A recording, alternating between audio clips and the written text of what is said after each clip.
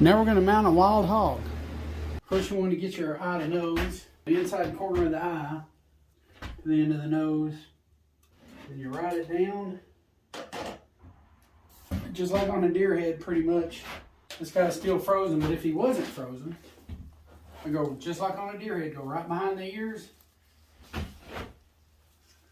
Go right there behind the ears. Behind the other ear. Right there at the base of the skull, essentially. You go right up there under the neck. You get your dimension and ride it down. Just like you would on a deer. Same thing, except it's not a deer, it's a hog. He's going to be an open mouth, so I try to get as close as I can to the gums as possible. Basically, I'll skin him like a sock. Like on a deer, put an incision to take the antlers off, like on a buck. But on this guy, I'm just going to go right below the gum line. And essentially have more than enough skin for tucking, you know, around the mouth. Going right around his big old tusks.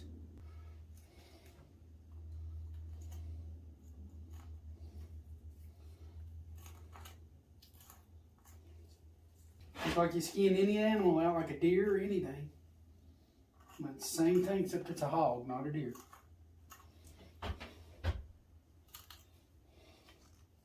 Go around his tusks here.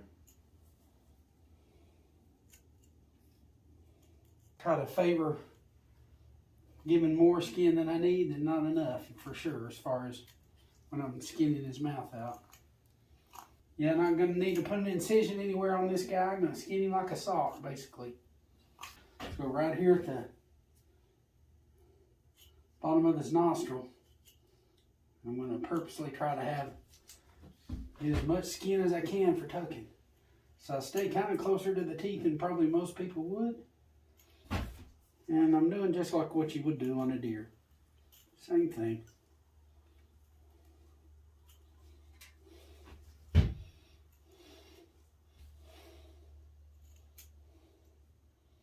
With any animal, you gotta cut through that cartilage, the nose cartilage. Right here at his tusk, you gotta get real close to the teeth. I like right there. See all that right above his teeth? All that's gotta come off. I'm purposely staying kind of close to the teeth, so I can have plenty of tucking room.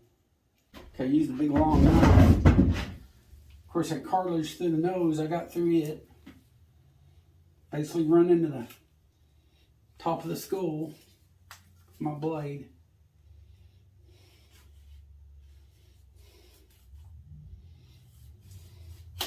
Just like with any animal, you see that membrane.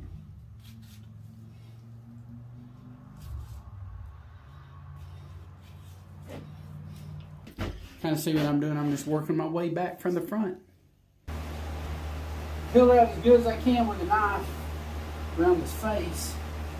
But now I've got to try to figure out a way to skin him out and bring the skin forward is what I'm wanting to do. Skin him out like a sock.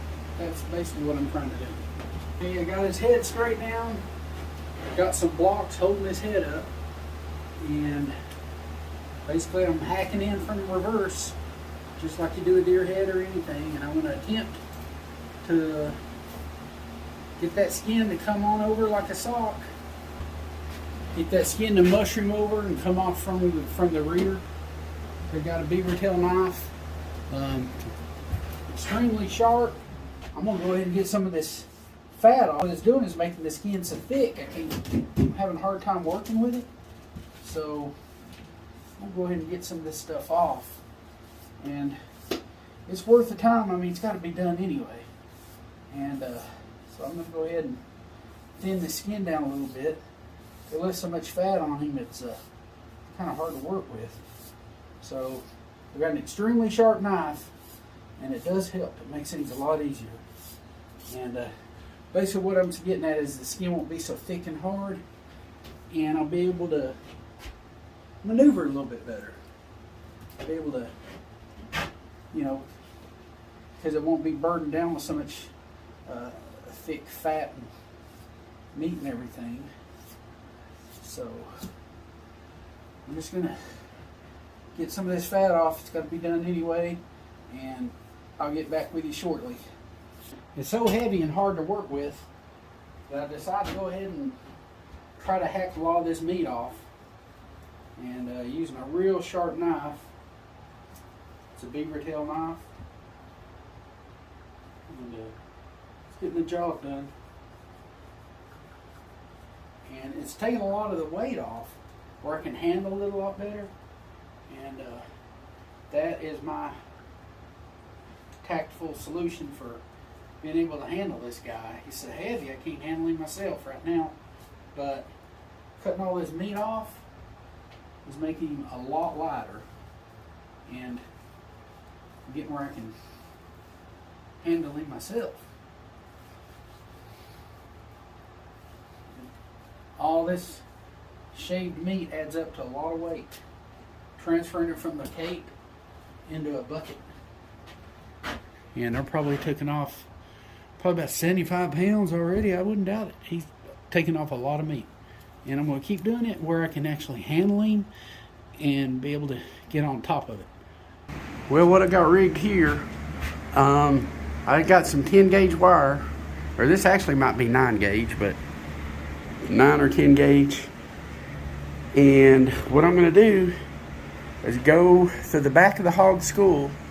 He's got a vertebrae on the back of his skull, and I'm going to drill a hole through it. Now I'm going to run that wire through it, wrap it up real good so it don't come off, and at least I can skin him out and let him hang, which is the best way to skin him out. All I got to do is get past the eyes. What I'm going to try to do is just drill a hole through the back of that vertebrae.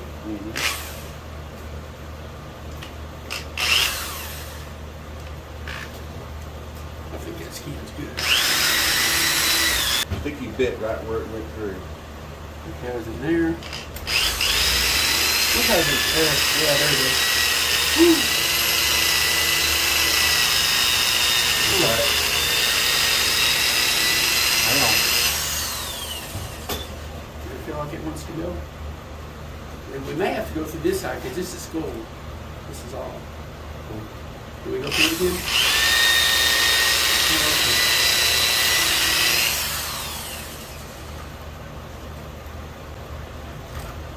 That worked? Yep. Oh, wow. Guess we just pull that through about as far as we can get. Yeah, I think we got it. Yeah. I believe we can handle that.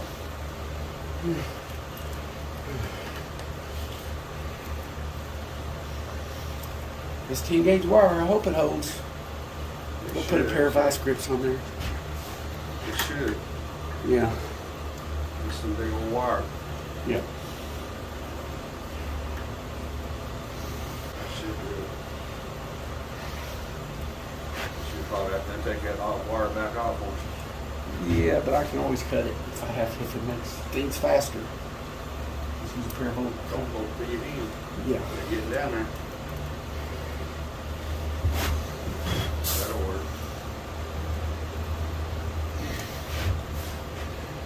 Okay, this wire's been around. Several bends on that. Went through the skull, drilled through the skull, put a wire through there. That ought to hold them. Put a pair of vice grips on here just to make sure. Okay. Well, let's see if she holds. We'll take all these blocks and stuff off. Now, we'll slide that table out from under it. You open your hole here and I'll get your tape. Okay. You got it? Yes. Oh, there she goes. She's holding it. Well, here's what we got. He's hanging. So that's good. We got him hanging. I got an extra hand because gravity is a real good hand to help us get him out. All I got to do is get past the eyes. Well, I have to cut through the ear canals, get past the eyes, and piece of cake. And then I'll have all that heavy skull will be out of him and I can handle it. So I can handle this by itself. It's the big skull and all that in him that's so heavy. But I appreciate that, Greg. Welcome, man. And this is a guy that killed the hog, so he did great. Still hacking away at this guy, but at least he's tolerable. We can work with him. And I'm just cutting the meat off from around the skull. Just like with the deer head or any other animal, we'll come to that ear canal first. And just keep going down. There's the ear canal right there. It's awfully little though, because I got so close to the skin. So there you go with that. Basically just work at it. Probably end up getting a lot of meat and stuff too, but hey.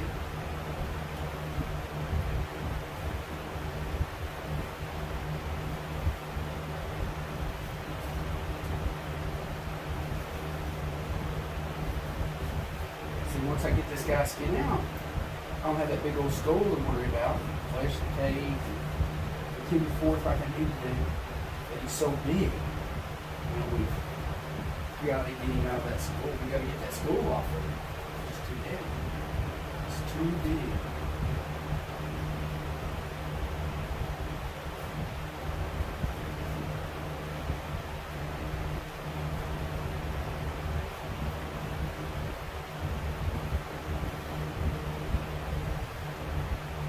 Come up on the eyes and everything here for too long.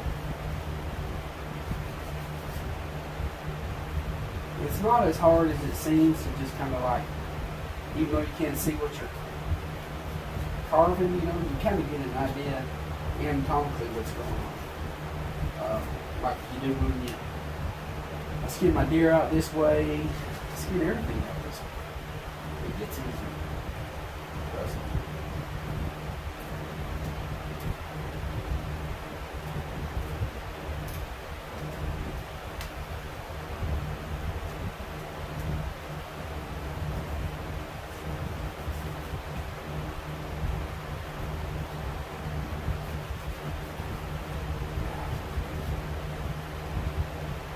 Close to something right there. Oh, that's the eye. Sure enough it is.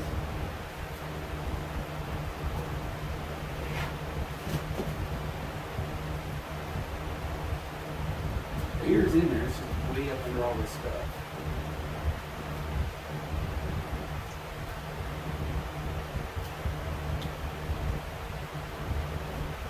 Just running my knife across that old bubbly white membrane, you know.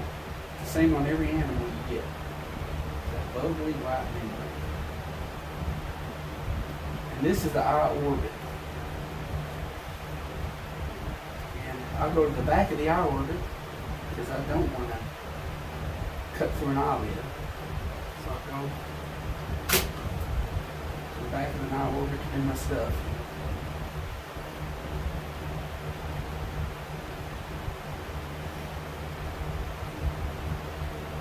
Usually you get the skin is real thin.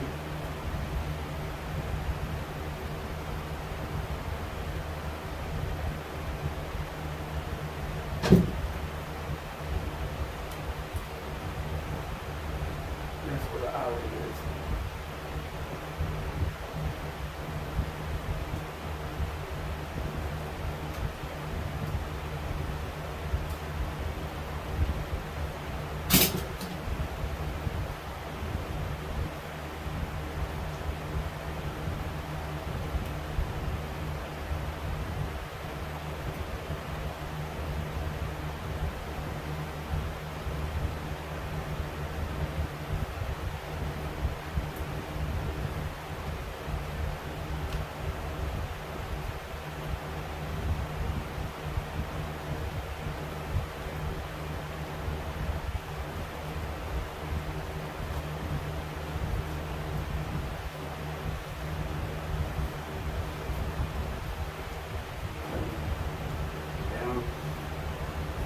Go around the eye orbit, getting close to the eye, and going to the back of the eye.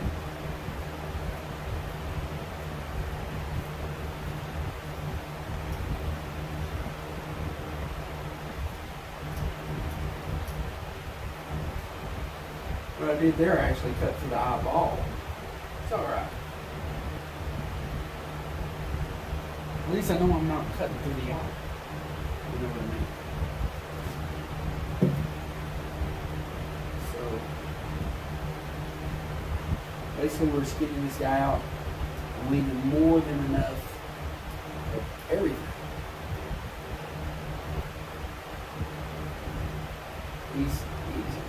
He does this like a deer or a bobcat or any other animal. It's just a lot more skin to work with. A lot more fat. Here's his inside tear duct. I don't know if you can see that inside tear duct there. Cut through a little bristle. That's the tear duct area.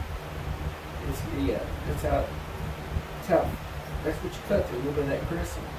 It keeps you from cutting through the tear duct. Cut through the gristle. I'm going to do the same thing to the other side.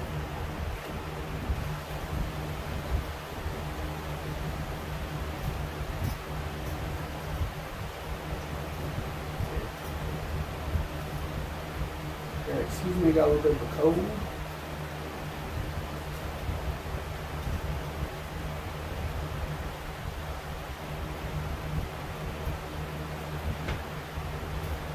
Bring that down.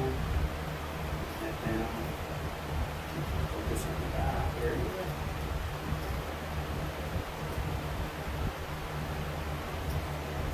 This is the eyebrow. Where that bone sticks above the eye. Got the eyebrow area right there. Get to the eyeball. Just like on a deer or anything. I'll get back down there and cut to the eye. A lot of times I can see the eyeball through the skin.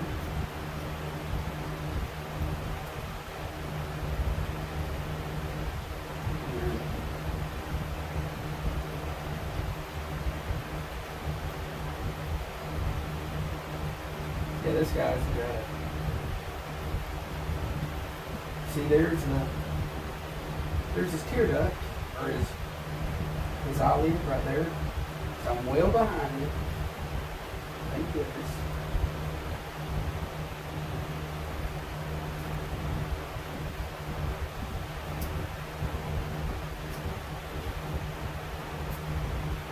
There's his eye from the inside.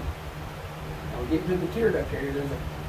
I got a little bit of skin above the tear duct that I can cut through like that. So I know his eye is okay. Now I just start skinning him down. Get that eyebrow a little bit better. Just kind of a balanced approach. You bring the skin down. A little bit on one side and the same on the other. Make sure you get that cartilage in the tear duct area. You want to hit that up against the bone, but you know you're not cutting through the tear duct. I mean, no big if you do, but it's less work. So,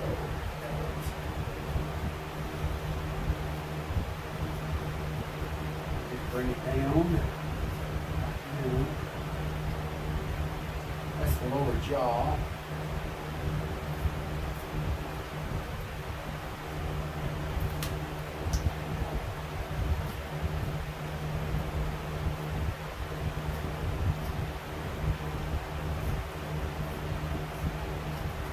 A lot of meat that's left on here, but that's okay. Can't get it all off. Bring it back to the eye. There's some cartilage in there, like going towards the nose. Places where I can get my knife to. Go right through there. Working that eyebrow a little. See, that's already come through right here. That's great.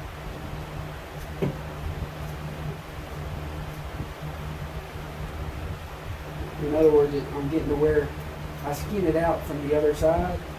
It's starting to show up now. In other words, it won't be long. The weight of that skin ought to help this come off real easy. Okay.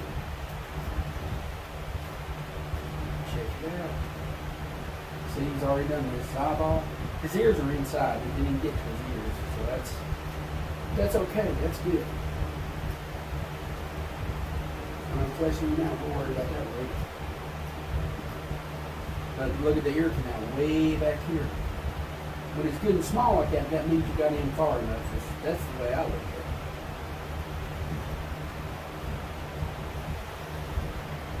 Back in here is the jaw. You want to make sure you get plenty of skin.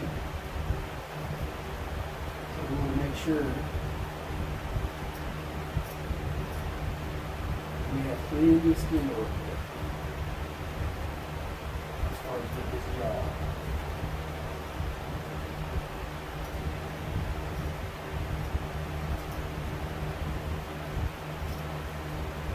And here his nostril is open.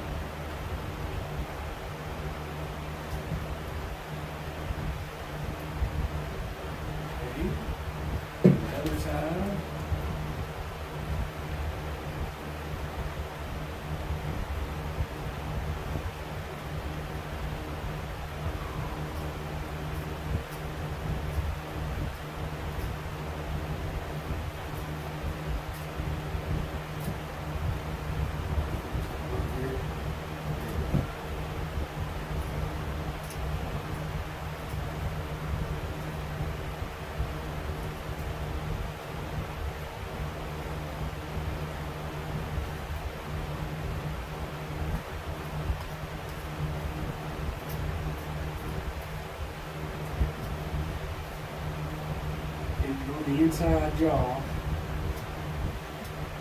Technically, it should be right in here. Oh, I can feel the teeth.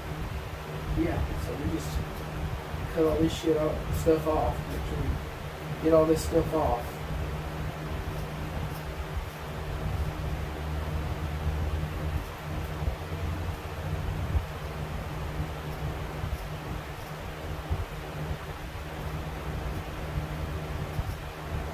There's the back of the jawline. Plenty of skin. You'd rather have too much skin than not enough. So we've done that. Plenty of skin right here.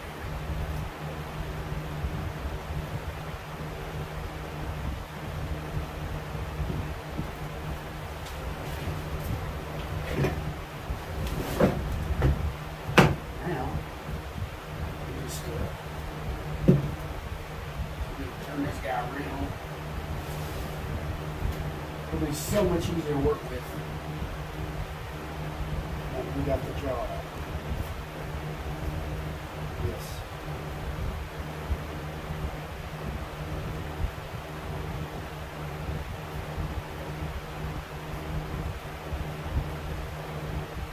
Snout.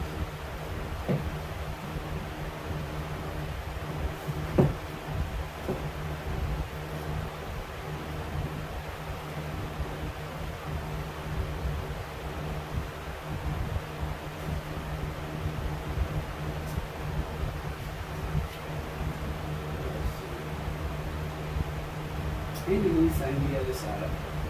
Make sure you get more than enough skin as opposed to not enough skin. You know.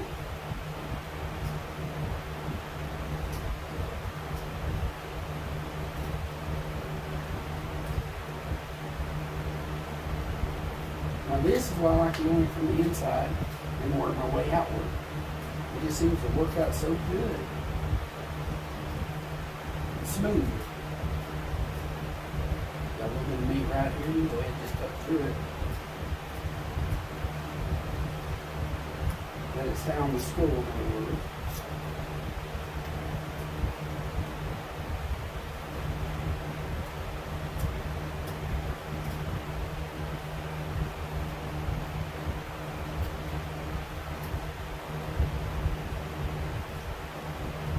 So we're getting down low. Sorry I'm in the light. Got like really bad light anyway.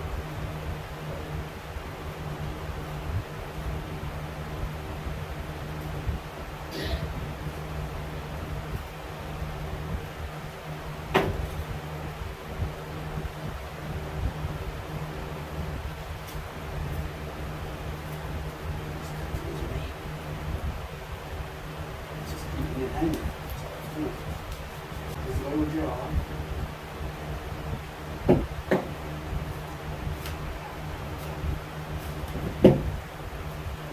Ta-da! Now this guy goes in the freezer. And this big old heavy dude. That's where all the weight is the store. And when we get to him, all the better. Got him on my flesh and beam, just a 2x4. And got it supported because it's a little bit heavier than average. And now I'm going to do like I do on a deer head, just start shaving the meat off as good as I can. Also, if you need a good knife sharpener, you know, sometimes you can just buy one, you know, like an electric sharpener or something, and they'll put a good edge on your knives. Yeah, I got some old dry preservative, probably mixed with borax or whatever, and yeah, I'll reuse it as fleshing agent and stuff like that. So I'll put a little bit on the fat here. See if I can help the knives dig up under the meat a little bit better.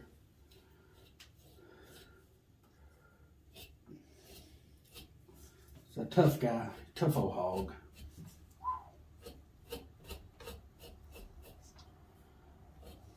But I'm going to split the lips, cut all this meat off, and get some of this weight off this guy.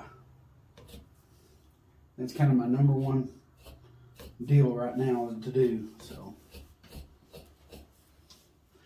now this is this area right here. There's a lot of little follicles here, kind of running into them already. But yeah, we just keep on getting him as good as we can get him.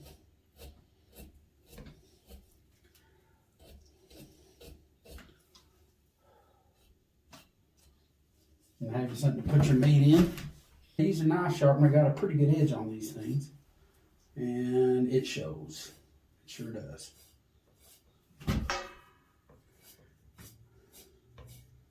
This is a beaver tail knife. Oh, you get them from the supply company. It's the number one they're selling right now. It holds a good edge. So I just kind of roll the meat and the fat. You can get off big chunks at first and get more precise later, but see how that meat's coming off.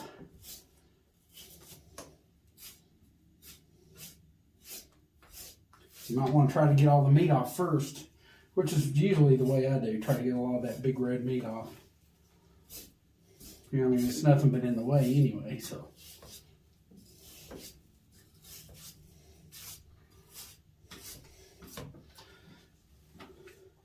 Well, I'll make a little progress on this and I'll get back with you. See, I'm just going towards the corner of the flesh and beam, and then I roll forwards with the corner edge of my blade. I get it to roll over, and I've done plenty of deer videos and stuff where I'm fleshing it off like this, but you get the idea.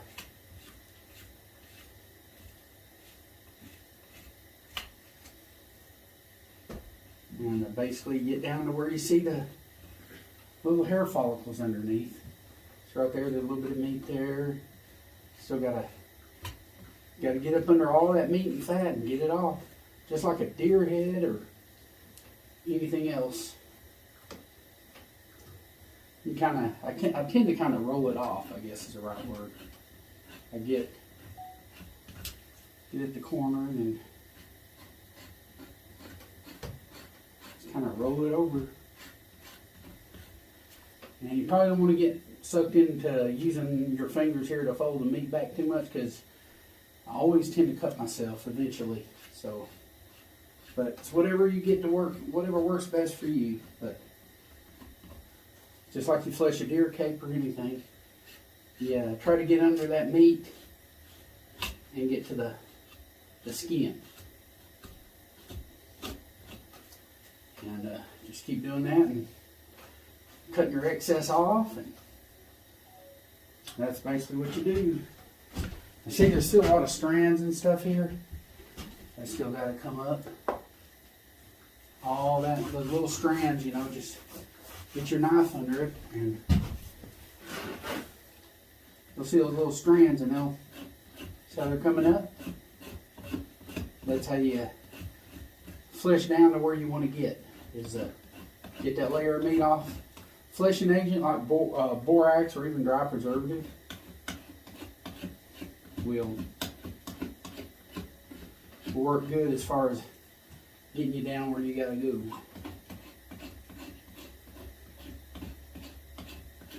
And a good sharp knife. So that's how you get that. Just kind of keep going down until you get to where you know you're down to the skin. And I'm getting close right there, but still getting a small layer of meat that I got to get over. But that's how it works. Well, as you can see, I'm made a couple of pass-throughs with my knife. And I'm going to get on the eye and the ear, and a lot of times I'll do it on deer. You know, I'll go ahead and, you know, flesh the ear out, get the eyes real good and everything while it's on the fleshing pea. Right here's one of his ears. I've got the little paring knives because they're pretty sharp and they're easy to work with in, you know, instead of this knife that's kind of big and blunt. But this will hack the meat off better because it's got a little backbone behind it. It's got weight. But as far as the intricate work, like, you know, around the ears and eyes, these little paring knives, if you can get a good edge on them, they work really good for this. So basically what I'm doing is you can see I'm skinning the ear out while he's still on the beam. And that's all right. I mean, if anything, you got a little support because this guy's heavy. So I take advantage of the support that I have to get this guy fleshed out, of course. And he's got a big old thing of cartilage there. There's his eardrum. Yeah, just like a deer. And sometimes I even do my deer ears on the fleshing beam. So basically just separate skin, run your sharp edge of your knife, and membrane, and watch it slowly separate. And I'll get a little further on that. And since I'm on the eye, or the eye is in front of me, I'm going to go ahead and get it. Take advantage of everything that shows up on the beam when you're there. These big old heavy animals, yeah. Take care of what you can while you can, pretty much is the way I say. Now I've got most of this off, but I see little places where I could get down a little further. You know, I'm getting down to where I'm seeing hair. I know I'm going past follicles and all that, but got to get that fat off. You know, it's like a layer of lard on there. So I'm going to try to get that skin or fat, or looks a little bit like both. But then when you get around the eye, you want to slow down a little bit and be a little careful. You got hair follicles, just like on a deer, you know, you got those hair follicles down here. So I'm next to the eye, and you definitely want to be careful. And cut your excess off when it gets in the way.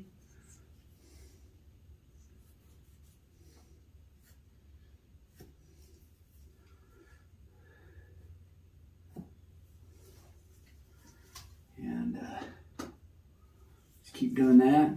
You may have to twist around a little bit to the other side and work here, but basically I'm getting what I can while I can. Use leverage as much as you can to get that stuff off. So just cutting all this extra off that's not going to be used.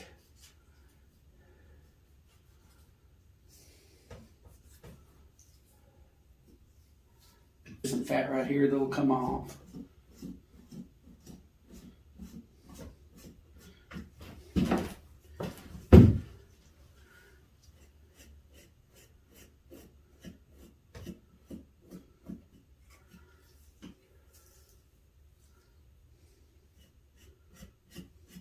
can get it good enough with a knife, or heck, I guess you could use a razor on it too. I mean, well, you got access to it. Here I am running between. I've got around the ear butts, and that's the inside corner of the ear. And just doing like you do a deer, you know, deer ear or other animals. I may or may not use the ear separator. I think on these hogs it gets a little tricky towards the end of the ear, I think, a little bit. But basically I'm using 2 fingers. I see my membrane. Run it with my super sharp X-Acto knife, and it's no trouble at all. And just keep on going down with it. You know, stretching a little bit to expose that membrane. Just keep on going down. So I'm almost about halfway done. There's the ear. It's a big ear from one side to the other. And then, of course, like right here, got a little bit here. See all the hair follicles right there? I don't even have to damage those hair follicles at all. It's pretty much just skin. A little fat right in here though, but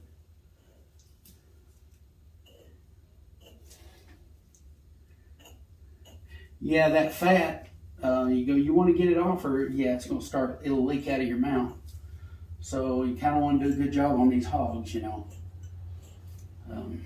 Just saying. But you kind of see what's going on. And eventually I should be able to pop the ear out. I may cut all this meat off around the cartilage so I have a better idea what's going on. Probably do that right now. So you got all this meat right here that can come off from around the ear.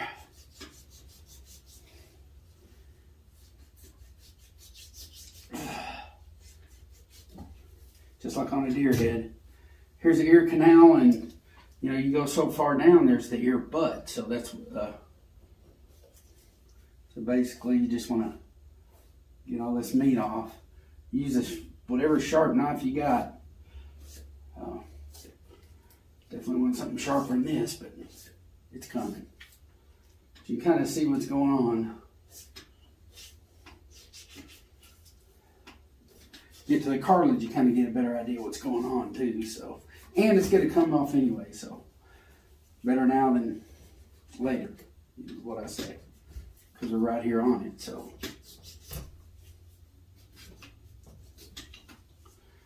okay, you can see here's the ear butt right here, a little bit of the canal, and I may cut some of that meat off so you can get an idea what's going on. There's the ear canal. I usually leave a little bit of ear canal below the butt, and after I put Bondo in the ears, I'll cut the canal off. In other words, the ear canal kind of keeps the Bondo from leaking out as bad, is what I'm getting at. So I usually wait until I trim the excess Bondo off to go ahead and cut the ear canal off. And I usually go about right to the, well, here's the ear butt. You know, all this has got to come off. And basically what you'll have the ear canal and then the base of the ear, which is right here. Got the ear butt. Here's where the ear butt clay and all that meets up on the form. So it's coming off.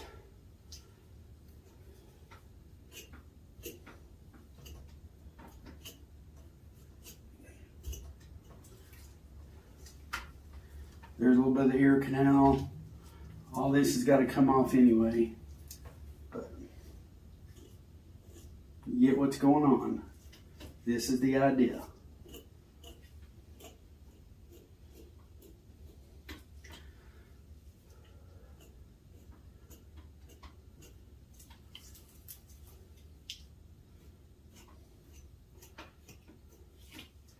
Yeah, I pretty much use a Bondo ear method. I don't use ear liners. I use just Bondo. It works for me. and it's a lot quicker. You know, speed is your friend. Speed and quality, but definitely also speed is your friend. You know, get these things mounted in a timely manner.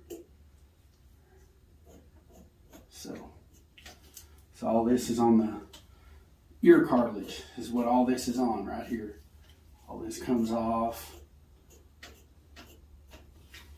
You get the idea? Just like on a deer head or a deer ear. And all this just comes off.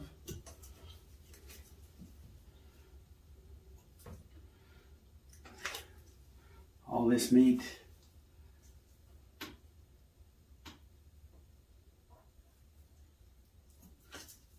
All this comes off.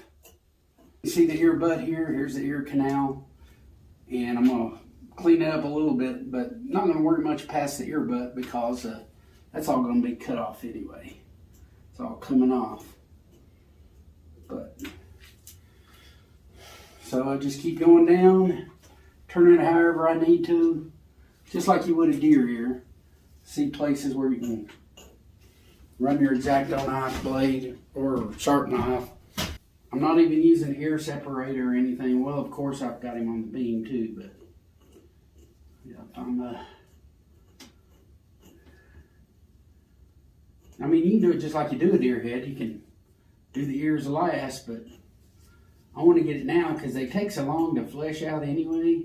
This big giant hog, I don't want stuff slipping. So I get the intricate parts first, like around the eyes and the ears. I like to get that stuff first, get it preserved, and just less handling. You know, you're going to have less stuff come off of it. So if I'm going to do any handling with it, I'm going to do it now and get those ears done. You can see how I just kind of run that knife over the membrane. Kind of a slow process, but it's, you know, on my deer, a lot of times I'll pull them apart, but this is a hog ear. It's a little bit different, and I don't know what I'm getting into as far as being too rough on the ear, so I'm going to just treat it like it's a delicate ear and flesh him out, and slowly but surely you can tell he's coming out. Just run my knife along the membrane, and it's like a deer ear except a whole lot bigger. And on this side there's some membrane that I can run my knife over, separate it a little. Separate it a little.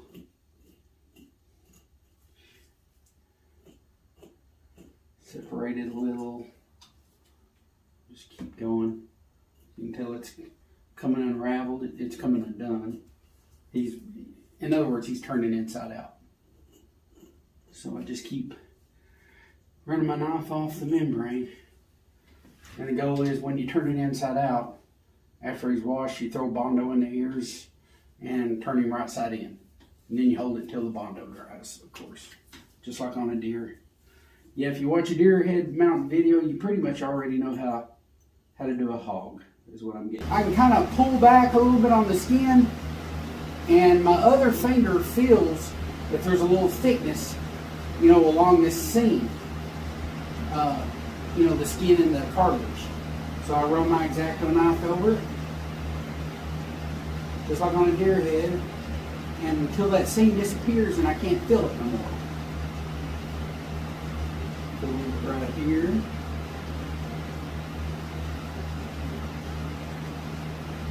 Here a little bit.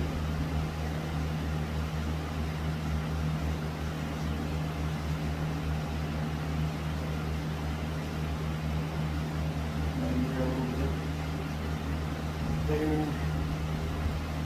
But you get the idea. You run it right there where the skin.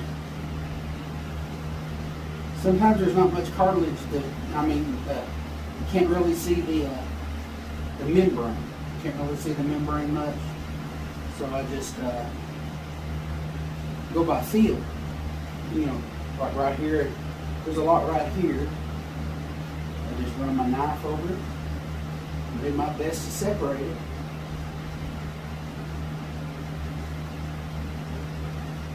Here, there's a gap. You can fill a gap right here.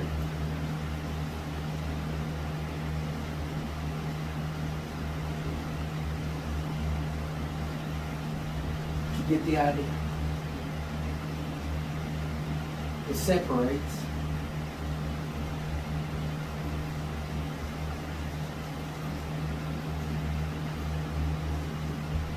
You do it until you don't feel anything back behind it.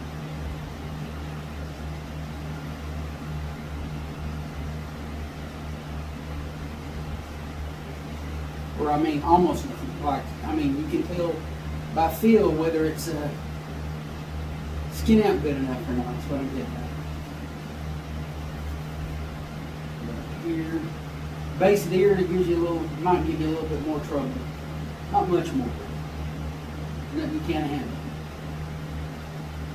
Now I just wanted to show you that about, you know, using this finger to kind of guide.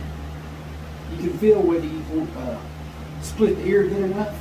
You can use it by feel by using your index finger. That's what I'm getting. And after mounting deer heads and stuff, and other critters, it's almost habitual anyway. But you get the idea. He's almost done. Got a little point up here, and that ear's going to be done. And I'll just cut all the membrane off the back of the ear. I'll cut all that off. And, some of that meat around the base of the ear butt. Now, just like I do on my deer heads, I'll cut all this cartilage.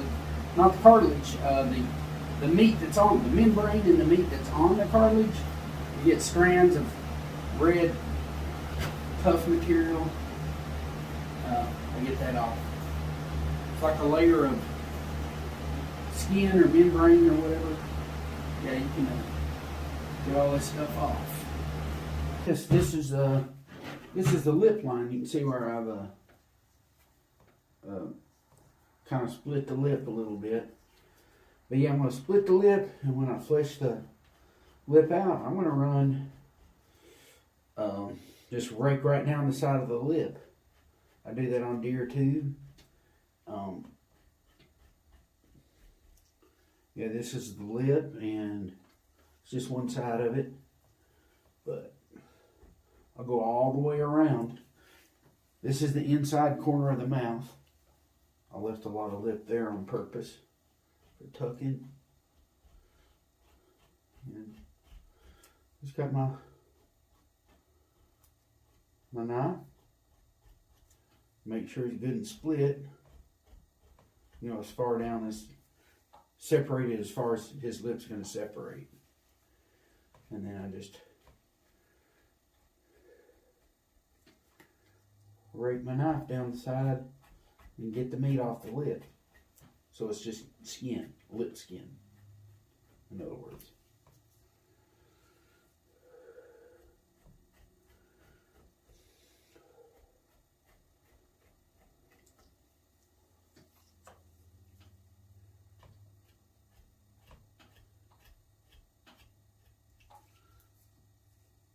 A little bit of fat on that guy's lip there. Well, there's fat all over this guy, though. Not just one particular area.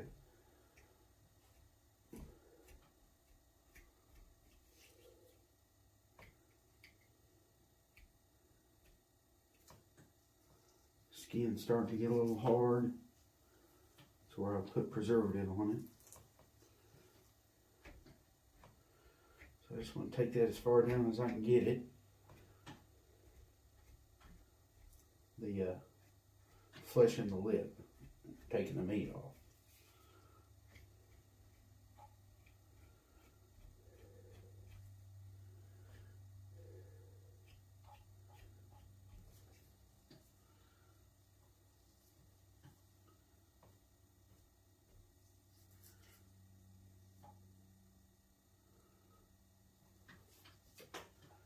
There's your lip. most of the meat off, not all of it, but most of it, for sure.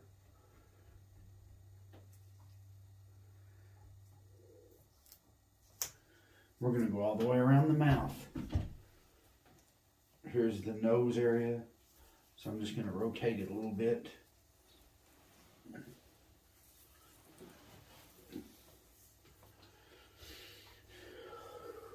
And a lot of times I'll work the opposite direction. I'll go this way with it. All this is his lip. And I definitely don't need this much. I'm going to end up cutting all this off. But you get the idea.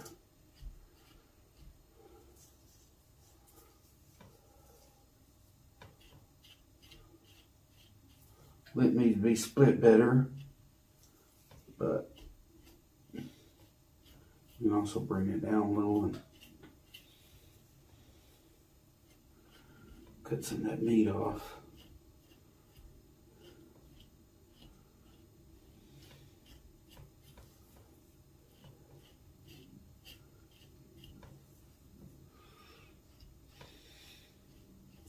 See right there's the inside seam. So I got that split down about as low as it's going to go anyway. It's inside corner, not inside seam, but inside corner. That's what I meant to say.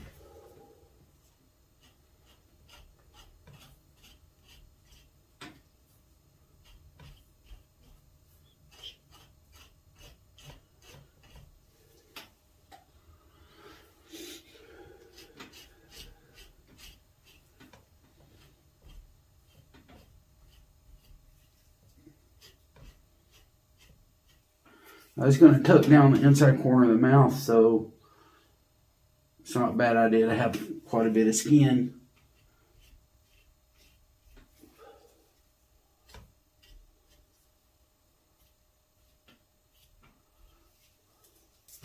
But you get the idea. I got a little streak there of meat that I didn't get.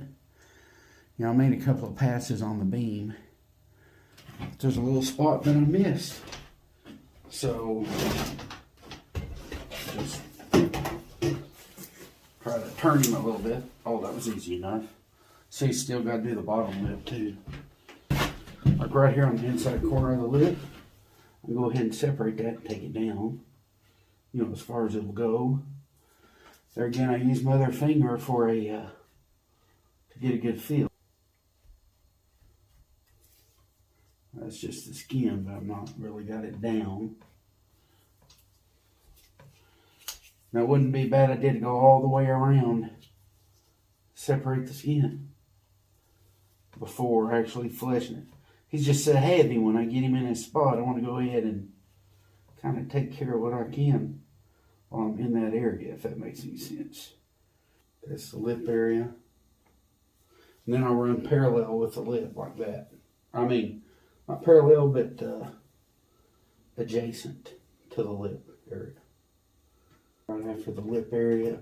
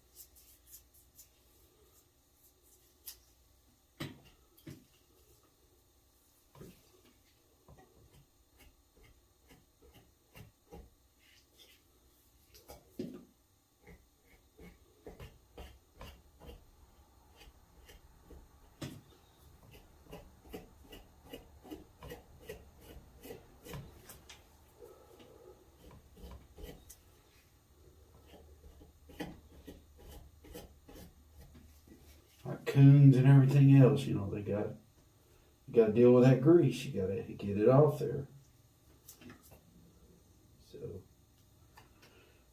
you know, you can't mount and leave all that stuff on there, or your mount's not going to last.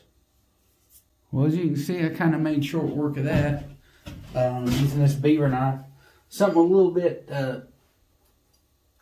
stouter, not as small, and something a little backbone to it is the right word. And then I just try to get all I want the skin to be bluish looking, and some of these pink areas could be that you need to flesh it down a little more. And so that's what you do, just like you would flesh a deer and bring it down to the skin level. You gotta do the same thing to a hog. They're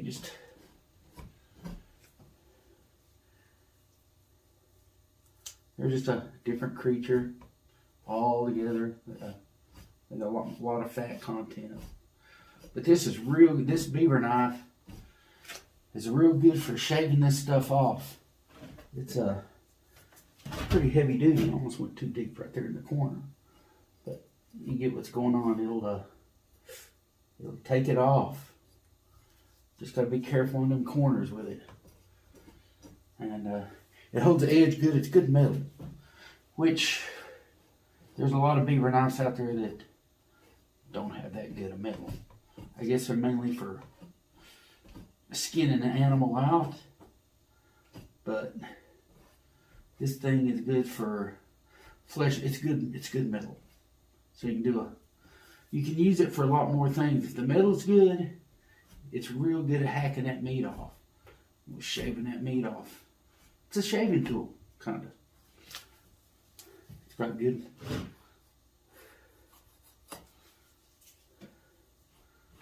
And, I'm going to go all the way down with it. I'm going to keep rotating it. And like here on the bottom lip area, I may go ahead and split that lip, which it needs to be done. So, I mean, now's as good a time as any to make sure that gets taken care of. These look like doing it last, but I'm doing it while I'm at it, which is, it's all right. You can do it that way too. I mean, it's got to be done, so.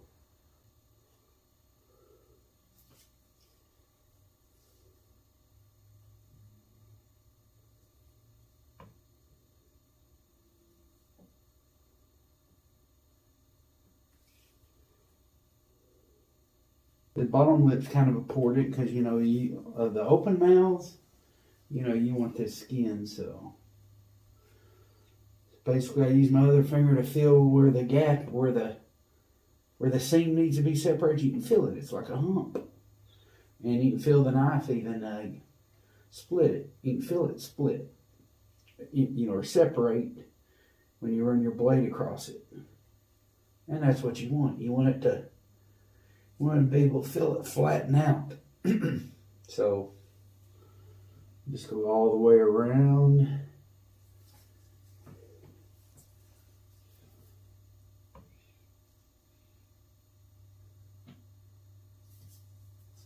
On this side even.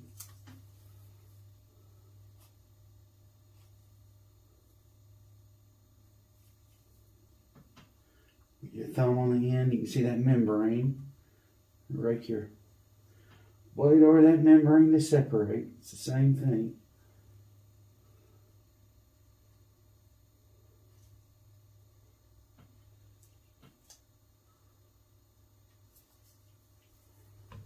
Let's see, here on this side we got it.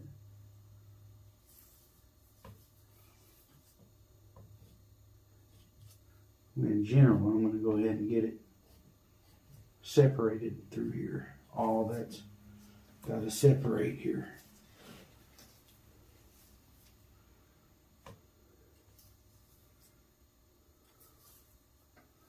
Yeah, put my finger back behind it. We'll feel it separate. Wow.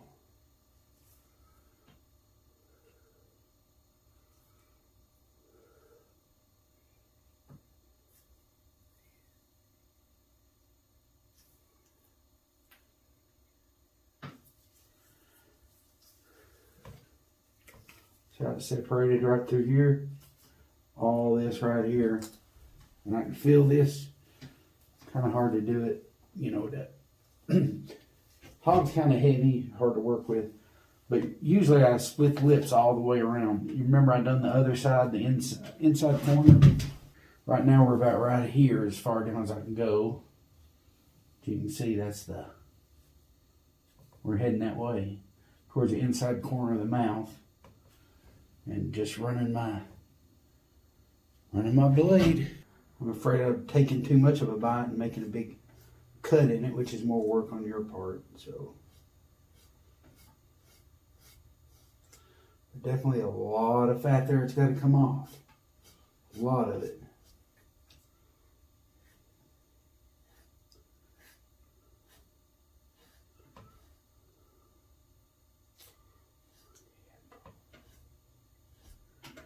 Okay.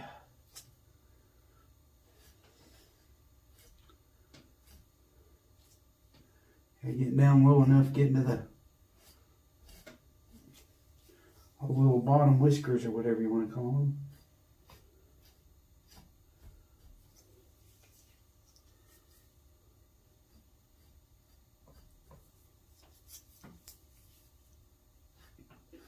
All that comes off real good.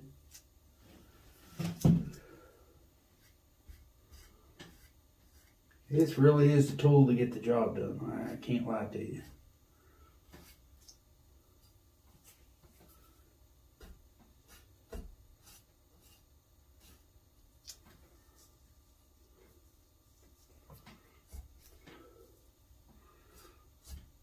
Yeah, okay.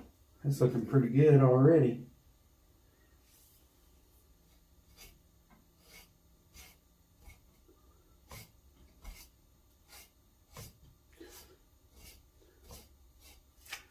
I want to get down deep enough, but not too deep, if you know what I mean. So err on the side of caution there. These knives are the way to go on this. Plus, it was referred by another guy that happened to be fleshing a hog, or I seen a picture of it, so I assume this is what he used. Maybe not on every part of it, but a lot of it. And I can see why. It shades that meat right down to the follicles. So you get that bluish dark skin color underneath showing. And that pinkish layer of fat and skin is off of it. And that's what we're after. Oh, that meat just comes off. Yeah, we're on the shield a little bit. I figured I'd show you a little bit what you're looking at. Yeah, the shield area, it's got a lot of fat. A lot of times I'll cut some of it off, you know, to get down to the... Yeah, I had some earlier. It was a lot of fat. And you basically, there's so much I couldn't even flesh my knife through it, so I had to... But it's just like with any other part of the body, it's just like the fat's a lot tougher there in that area.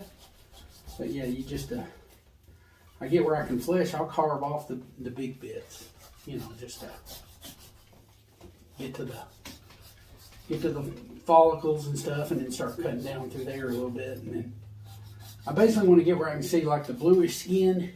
That's how I know that I've got down kind of far enough. I mean, it's grease control is why I'm trying to flesh it so good and get all this fat off, because that would turn just to fat.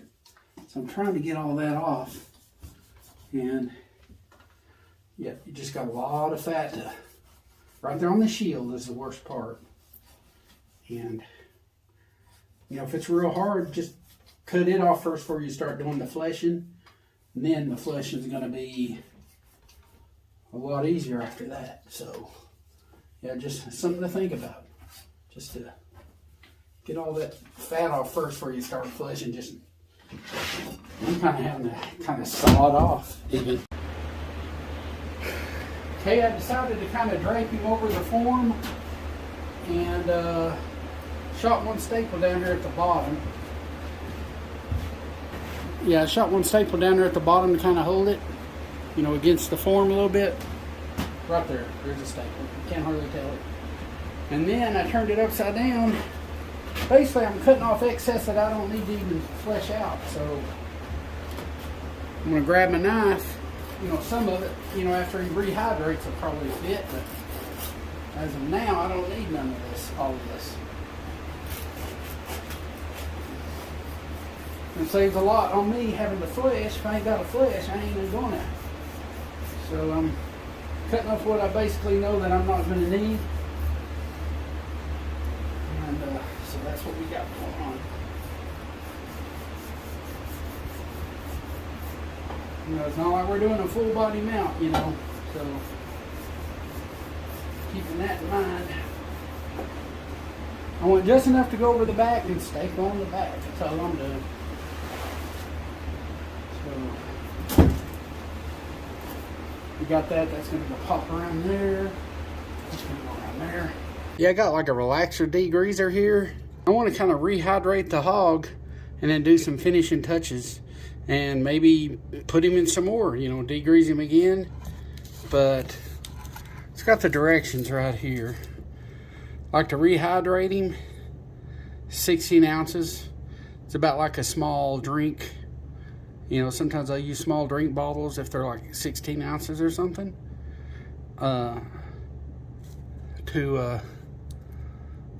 It says mix 16 to 15 gallons of water. So basically 1 gallon of water. Well, let's see. If I'm going to wash it in general cleaning, then mix 1 to 2 fluid ounces to 5 gallons of water, which comes out to about 12 ounces per 5 gallons of water for washing and general cleaning. And also to use as a degreaser, degrease in a pickle, add 2 fluid ounces to every 5 gallons of pickle. And now to rehydrate it, mix 16 fluid ounces to 15 gallons of water. That's kind of your ratio right there. And what I got here, I got like 10 gallons, I guess. And I want to rehydrate him, so I may put another 15 gallon thing. He just got real hard where I used preservative on him when I was flushing him out. But yeah, do whatever you want as far as that goes, you know, your ratios. Yeah, he's about 15 gallons. He does need to be rehydrated, so yeah, put in about 16 ounces to 15 gallons of water. And might have to weigh him down with a rock or something. Well, I got like a couple of pieces of cement. That ought to weigh him down good enough. May use another one right there. Well, as bad as this guy was as far as being dry, it's probably going to sit for a while. I'd say probably at least like 45 minutes or something. Just let him sit and get real good and rehydrated. He was pretty hard, especially the ears and around the head, especially around the lips and stuff. Oh my gosh. So I'm gonna let that rehydrate probably a couple hours maybe. I think it'd be more than like 45 minutes or so, but I'll just check it and turn it periodically and make sure he's getting good and rehydrated. Yeah, I went ahead and I washed him and I rinsed him. I got him inside out right now. And he's kind of gotten unhard for the most part. There's still a couple places I got to do. I figured to go ahead and get the preservative on him because he's been sitting a while. So go ahead and get that out of the way.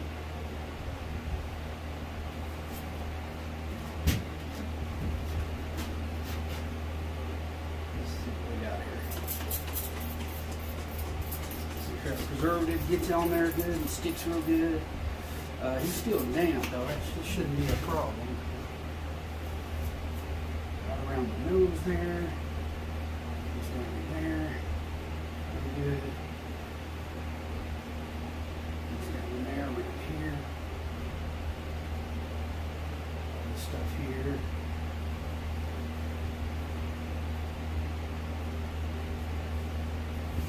Yeah, this cartilage for the nose, I cut most of that off. Pretty close to the. You don't need much of it, in other words. Getting around the eyes real good. The lips, the mouth. Yeah, I wash him and degreased him. Use that degreaser. Wash him with soap even, and then I use that degreaser. Kind of like an extra wash. Let's see what we got here.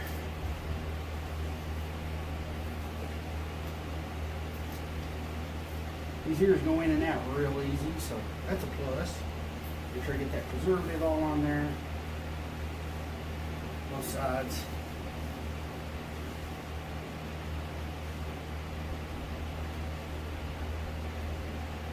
Now, even on the cartilage, put it everywhere. Yeah, that's the right way to do it, you know. Right here on the end, down there, tip of the ear, over here. Oh, that's real good.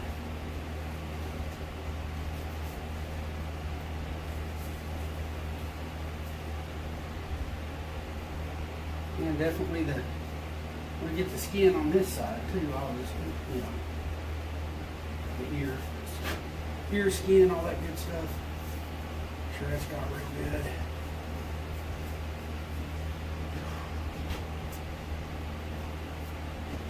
Here's the other one.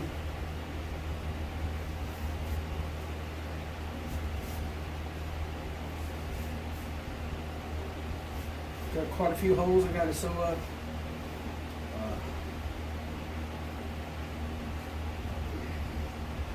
You know, trying to get all that fat off of these hogs, you know, is going to get a few holes in them, that's for sure.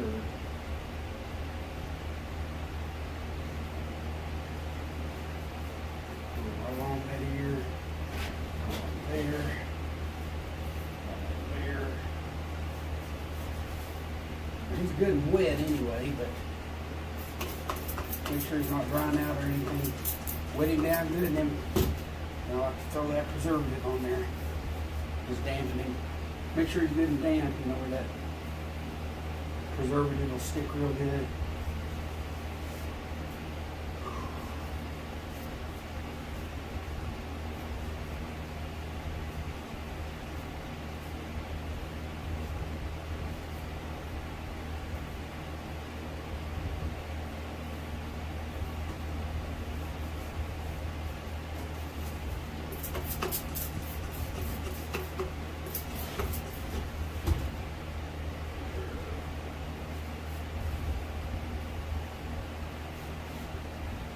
All good, damp everywhere.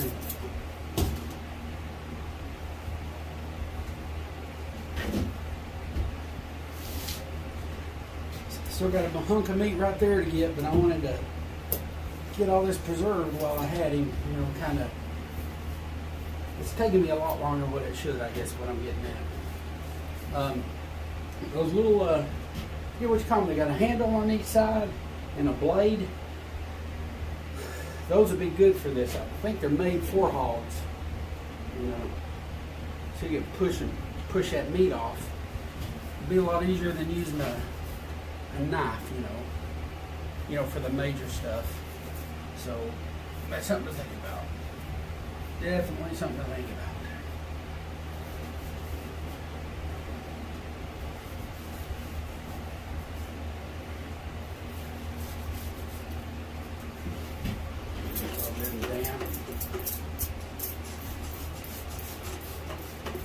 Just cover everything, the lips, the creases, you know, like there's places, you know, creases and stuff, like where the lips inside of the face begin. You just want to make sure you get all that good stuff, you know.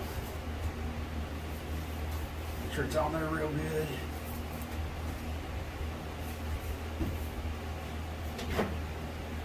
Turn this guy over. To the other side. So we got a lot we done right here.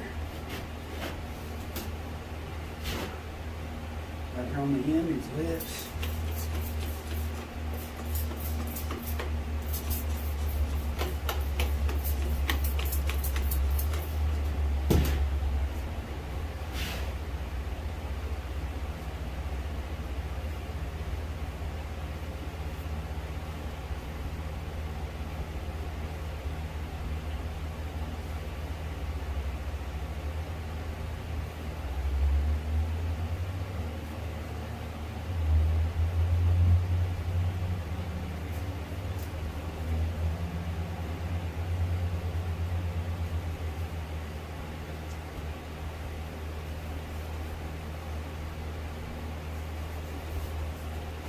this in a little bit.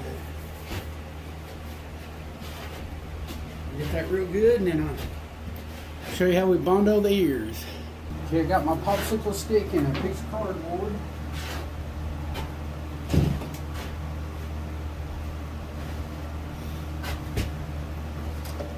Got my bondo.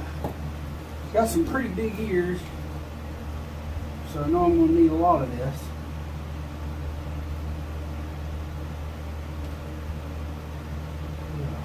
Yeah. Make sure you got plenty of paper towels.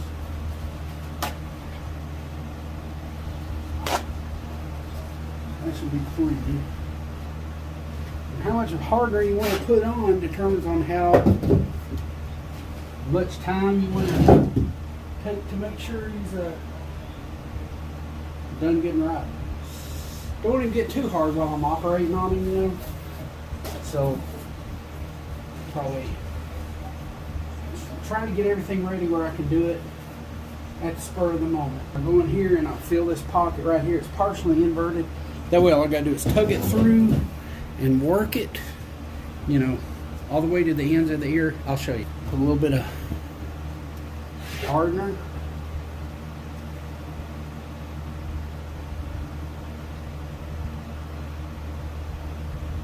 You know, I definitely don't want to hold it all day, but I definitely don't want it to just like instantly get hard.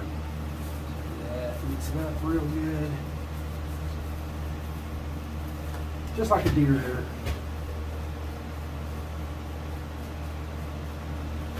Just mix that up real good till it's nice and pink.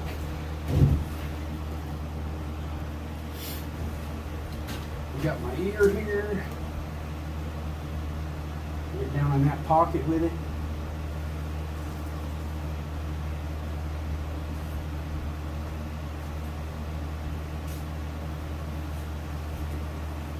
Need to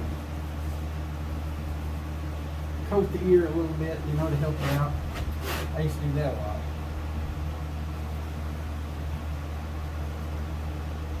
Coat the ear real good. All that cartilage down in there can get a bunch. See a place right there that can get a bunch.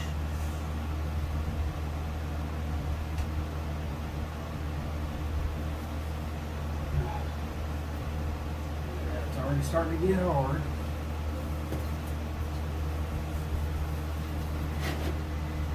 Grab that tip of the ear, pull it through.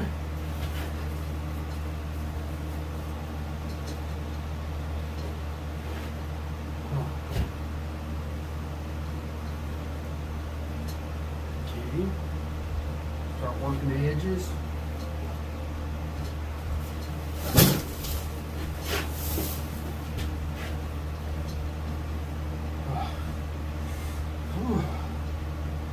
I'm in the corner. I'm all the way to the tip of the ear. Let's see what else we got here. If you can, put a paper bag down in the end of it. That helps out a lot.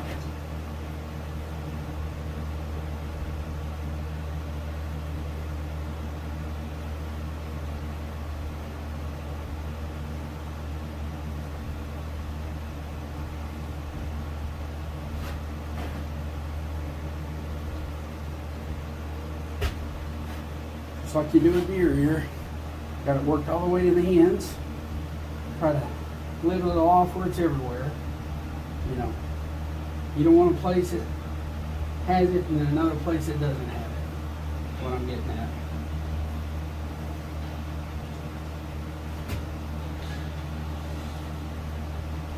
Okay.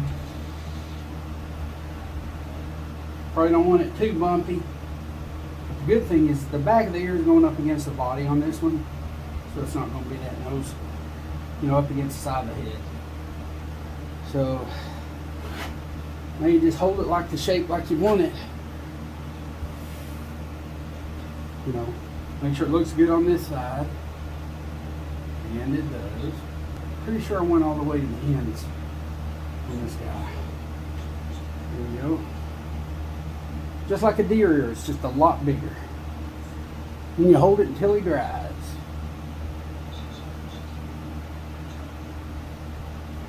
Well, that's a pretty good looking ear. It's got big ears. But you do the other one the same way. I may invert around the butt a little bit and get you a good pair of shears or something that will cut that bondo.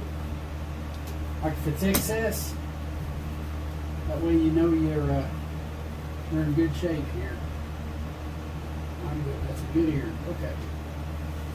Usually a good pair of shears kind of cut through that bondo and make it even with a.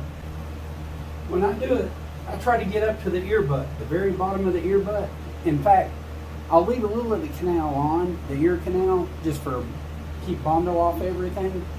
And then after it sets up, then I'll get in there with a pair of shears and go right to the ear butt, cut the ear canal off and everything. I'd probably go ahead and cut all this cartilage off that you're not going to use. I mean, I'd go right up to the cartilage, cut all that stuff off, you know. So I got that. All this thick cartilage and stuff, that bone. It's really like bone, actually.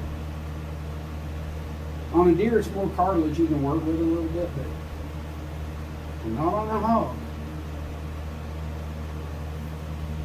That's basically what you got. And then it's a lot easier to, to invert them when you gotta mount him on the form and everything. So basically I've got it where, I can bundle the ear and then I can just grab the tip of it and pull it through. See, it's almost inverted, but it's not. But all I gotta do is pull that through. It will be. So then basically all I gotta do is put my bundle in right along the top of the cartilage, a little bit back in there, so I don't have to do much tucking. You don't want to use a lot of hardener because it'll harden up too quick and you won't be able to get your job done.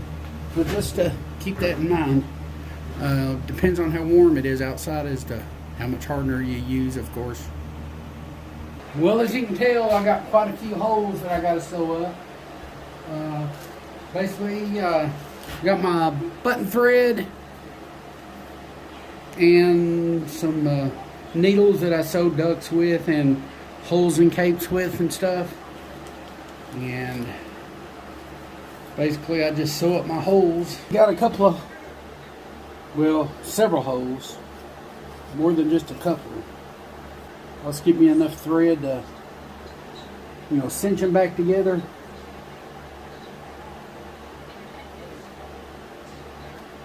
Tie the ends off, just put a knot on the end, tie the two ends together.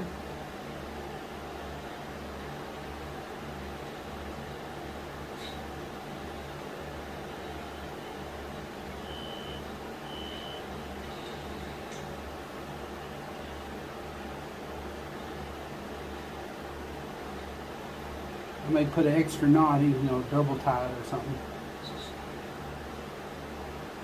It's good and tight. Cut off my excess.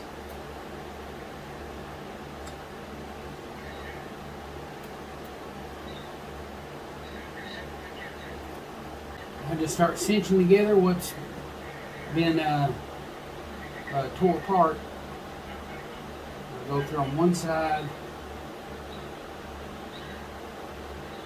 Now some people will cinch it up like this and just go, but I just stick with what works.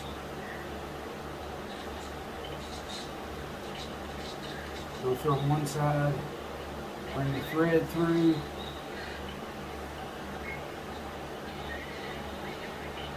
Tie it off on the end, Let's see, go the thread.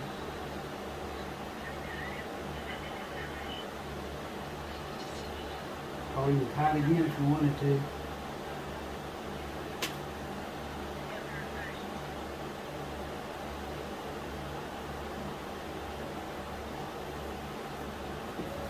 Pull all that excess off. Don't need it now.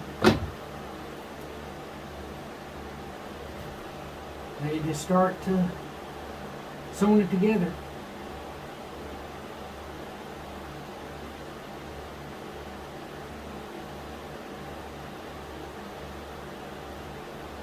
Make sure the hair is on the inside, of course.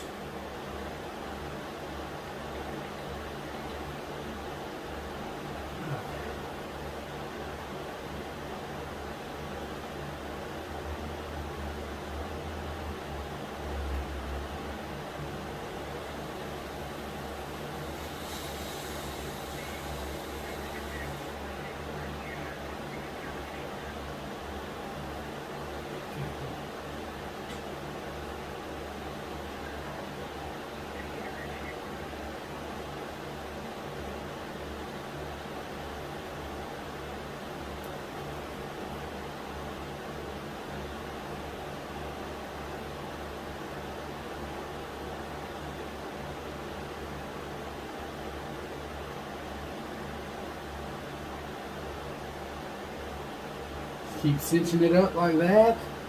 You can actually go through the skin, you know.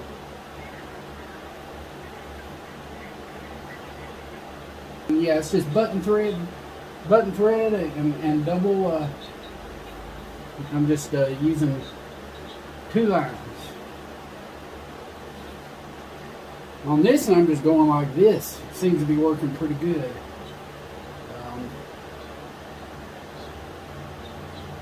I'm just kind of getting a bite on the end of it.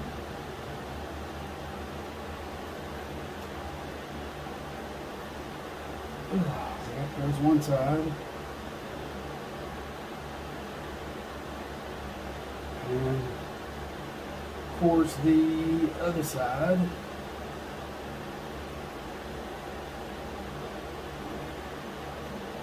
It seems to be working pretty good for me. Heard some people use super glue.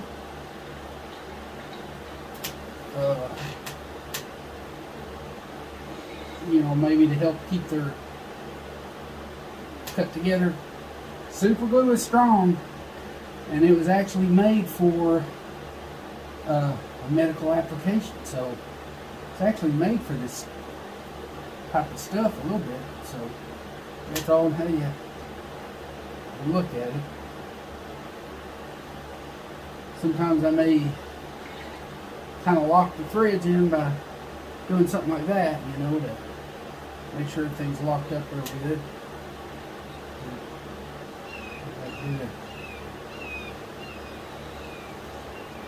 Went through both sides there, see?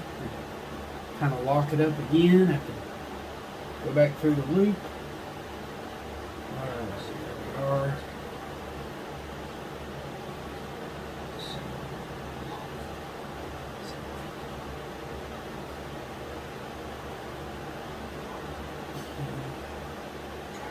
Yeah, this hole's already done for the most part.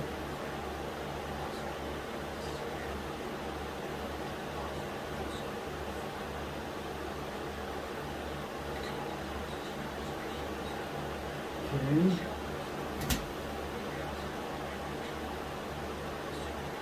Let's see.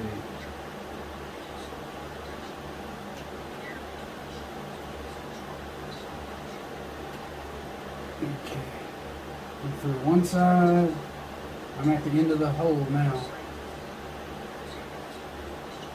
To the other side, try to get as close to the edge as you can without compromising it. And you just draw it up. A lot of times I'll do this.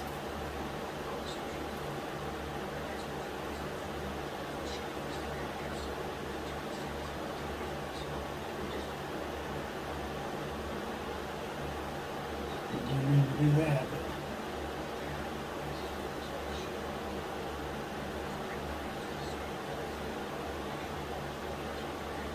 Basically, it was double threaded anyway, so one thread is on one side of the threads, you know, the previous loop. One thread is on one side of it, one thread on the other. Then I just kind of tighten it down. So that's tightened up, cinched up. Kind of drew everything together, put a couple of knots. So whatever works best for you. Main thing is to get that knot done, and you don't want a bunch of stitches showing on the other side. If you can keep the stitches on this side, it helps out. And, they put a couple of knots there.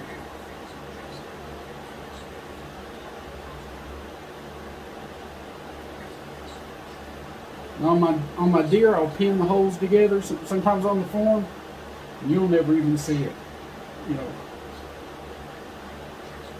But there's so many little holes on this hog, you just kind of like got to do a sew here and there, a couple of stitches, pretty much.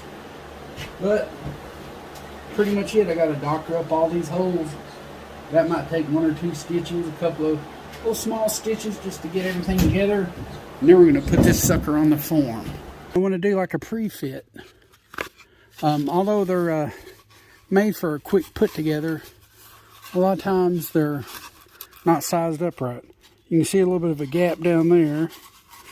And Looks like that's too tight. And what it's doing from the front, it's keeping it from going down. So in other words,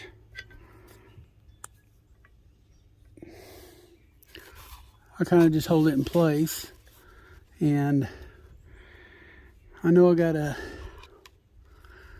take a little off right here, take a little off right there. Yeah, you can see it, a little bit off right there. Maybe a little off right there.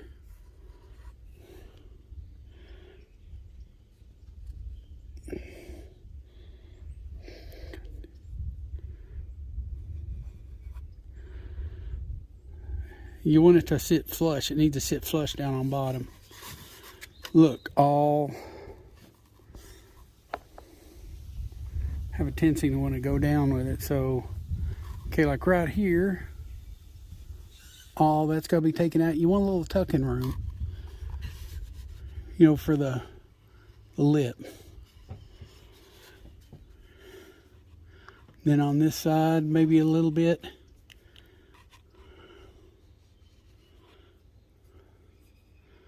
Possibly right there. Now it's touching in the back, so it's touching in the back part. So I like the way that's laying. It's just everything else.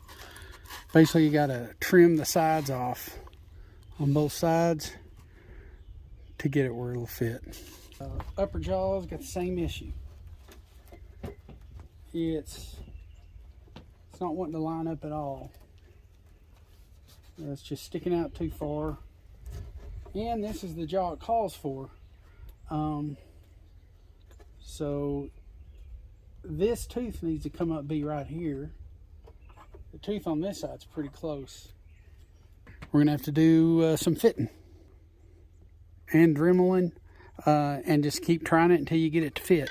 And what I'm gonna do, I'm gonna go ahead and glue the lower jaw on, because the hog is so big, it doesn't matter if his mouth is open or not, he's gonna just slip over like a sock. So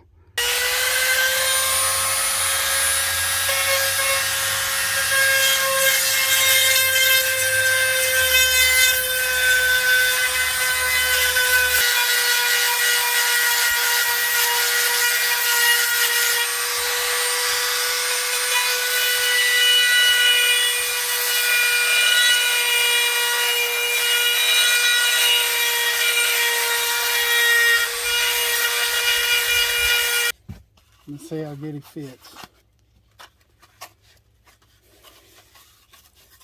Fits good there. There's even room to tuck, so I have no problem with that.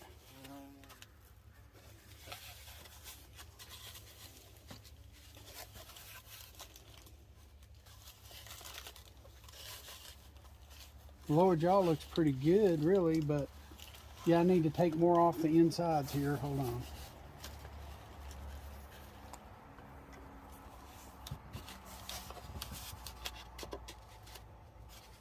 Okay, that's good. Yeah, right in there, down at the bottom, right in there. And it's a pretty good fit on that side. Yeah. Just take a little bit more off.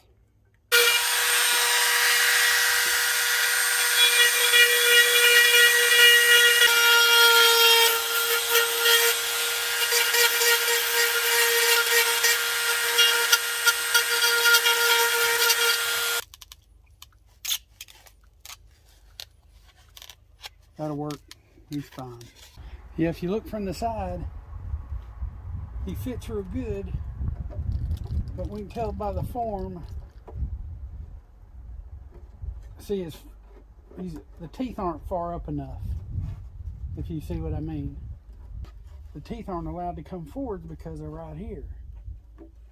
And that represents a problem because they don't have much room to go forwards, really. So, see how the teeth are too far back? That's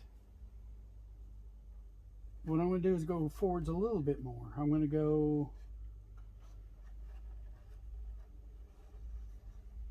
That'll help a little. But then, I think I'm going to have to, my other option is to dig backwards, but yeah, that's a serious problem.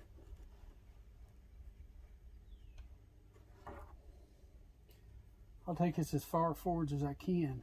I don't want it to kind of like destroy the platform area because it's already kind of preset, like where the jaw is supposed to glue in. But yeah, sometimes these jaws don't match up very good, really. I would use a Dremel bit, but I like the length of it, like a little drill bit. It just feels better for me. So, but yeah, you can use grinders and all that good stuff.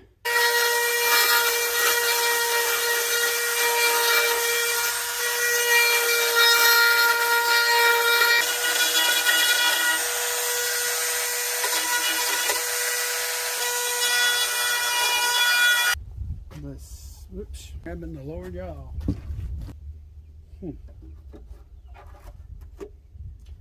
That's good enough for me. I mean, it could come forwards maybe, oh gosh, about 1/4 of an inch.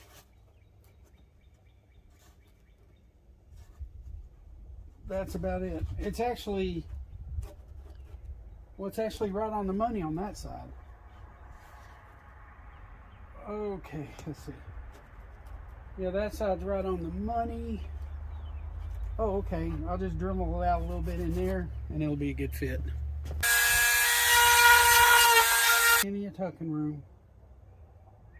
It'll be fine. I've got like a little sanding block. This is coarse.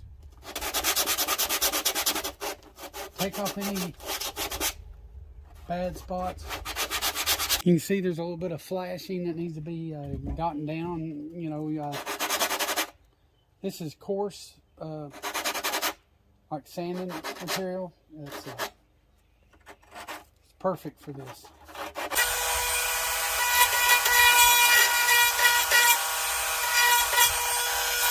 Especially right in here, you can see that little bit of kind of like flashing where it's it needs to be taken off. No problem here.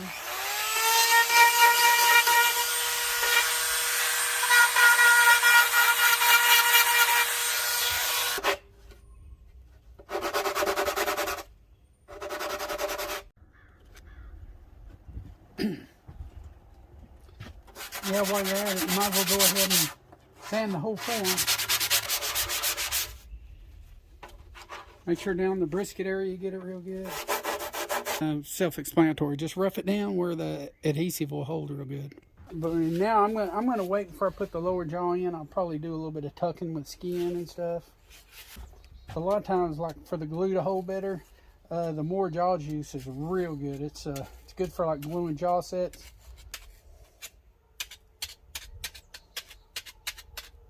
What it is, that glue will seep down these holes a little bit and it'll just grab it a little better. Do a little bit on the form.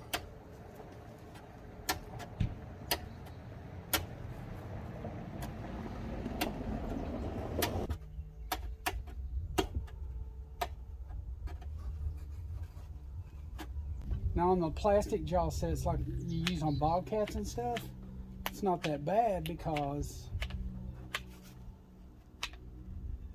you know, it's already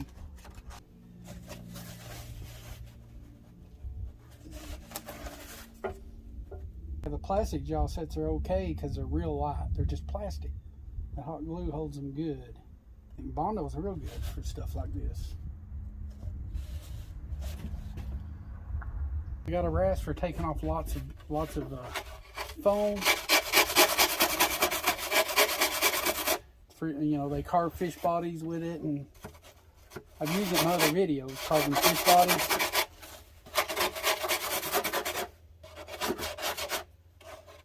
So I just kind of use it that way.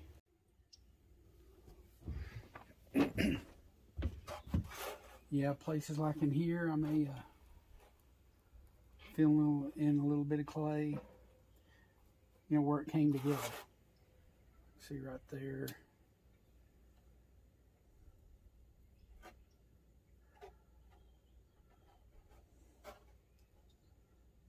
Just want a smooth transition, you know. And I'll even put it on the inside also.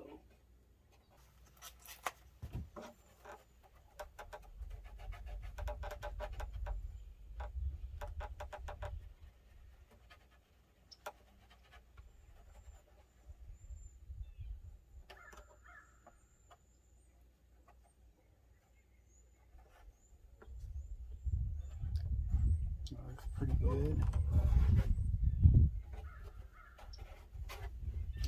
Yeah, anywhere you got a gap. Well, the lower jaw fits good. Now, what I'm going to do is I'm going to mount him first, tuck the skin in and all that, then put the jaws in last. But I've made sure there's plenty of tucking room. Now, the top one, yeah, we already checked it earlier.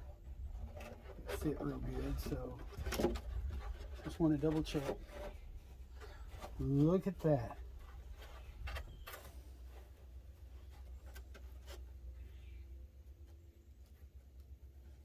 Well, that's how it's supposed to fit right there, so it's a done deal. Now, right here in the inside corner of the tear duct, I like to maybe Dremel just a hair bit, because I use a pin and I'll tuck that tear duct in, and I want it to fold and crease right along through here. So I'll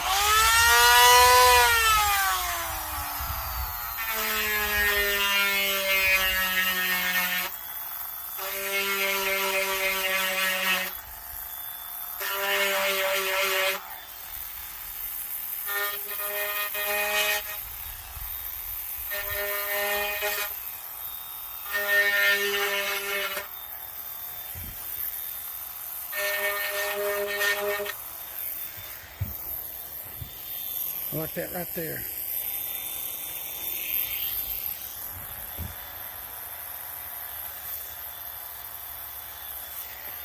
That way I'll stick a pin in there and it'll fold over this and it'll leave that crease. I mean, the skin has a little memory. It remembers that too. So, okay, now I got a little super glue and don't take much. Just a little bit of glue. Stick my eye in. In this case, it's a white banded eye. That ain't coming back out. And you do the other side the same way. Now we're going to do the nose. I forgot to do the nose. You can kind of see a general outline. A good reference picture always helps. It's a little bit like the anatomy of a deer nose, just a little bit.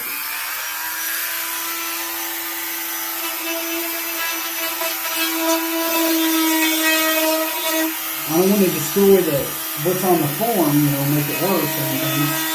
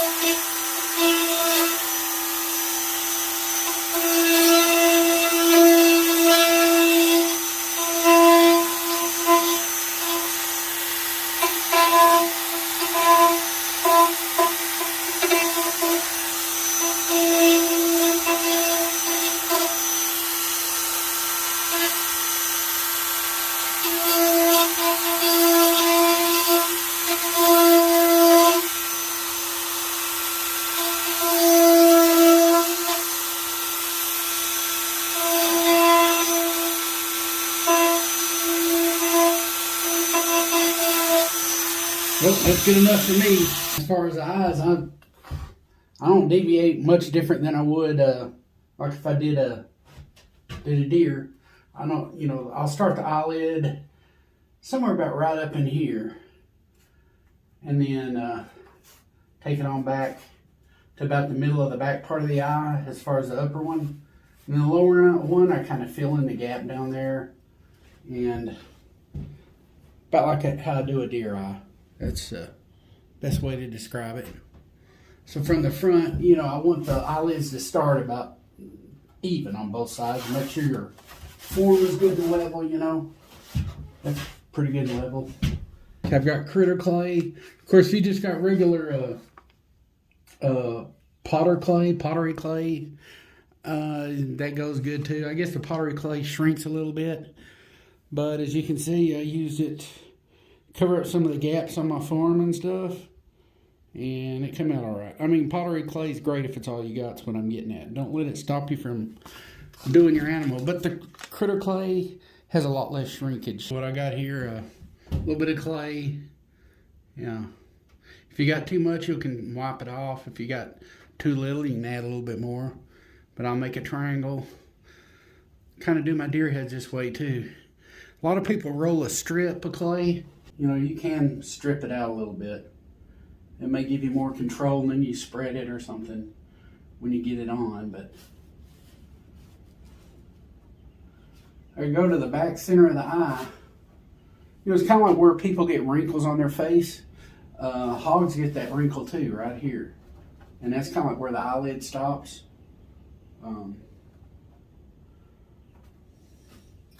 The upper eyelid, that is. These forms have exceptional detail too, which is something I kind of like. But just like on a deer head, I'll roll me a little bit of clay and start right there on the bottom, right there where the tear duct starts. And I'll go around just like I do a deer head.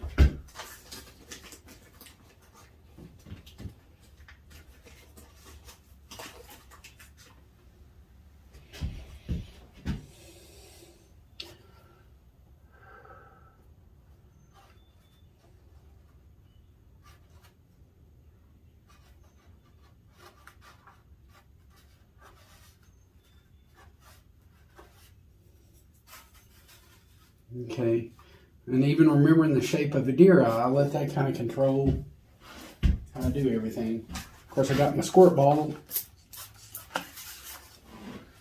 Kind of helps me get a little bit of control over. Oh yeah, that's a lot too much clay up there, but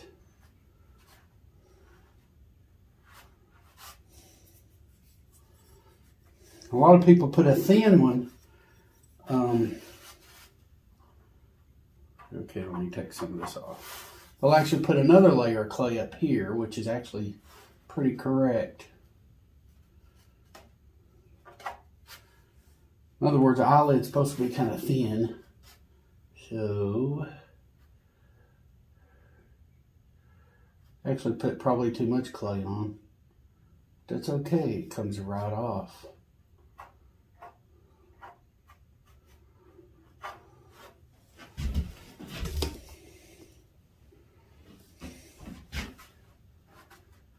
And roughly it's about like a deer eye, so.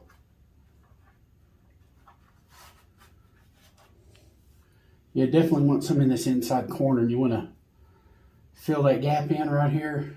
Here again, the pointy part on the end, you want it right there in the tear duct area.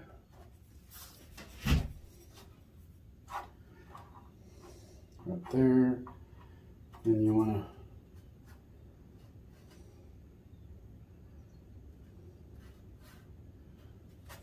let's see, right there.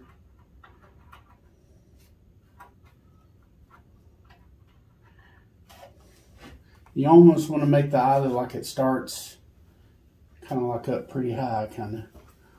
But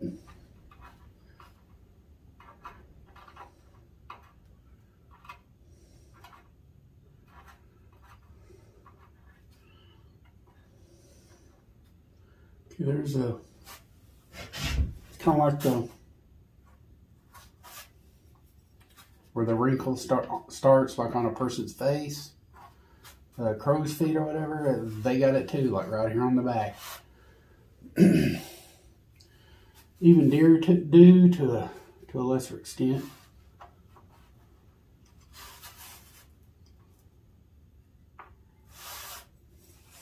Let's see what we got here.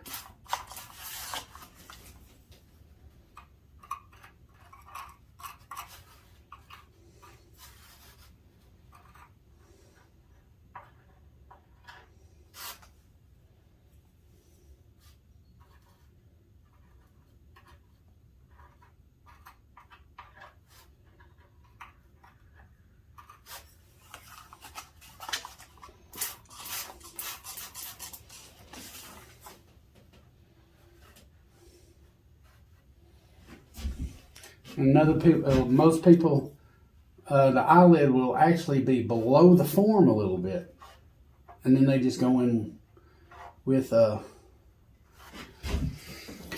another thin strip of clay to make that upper eyelid. That's kind of how they do it.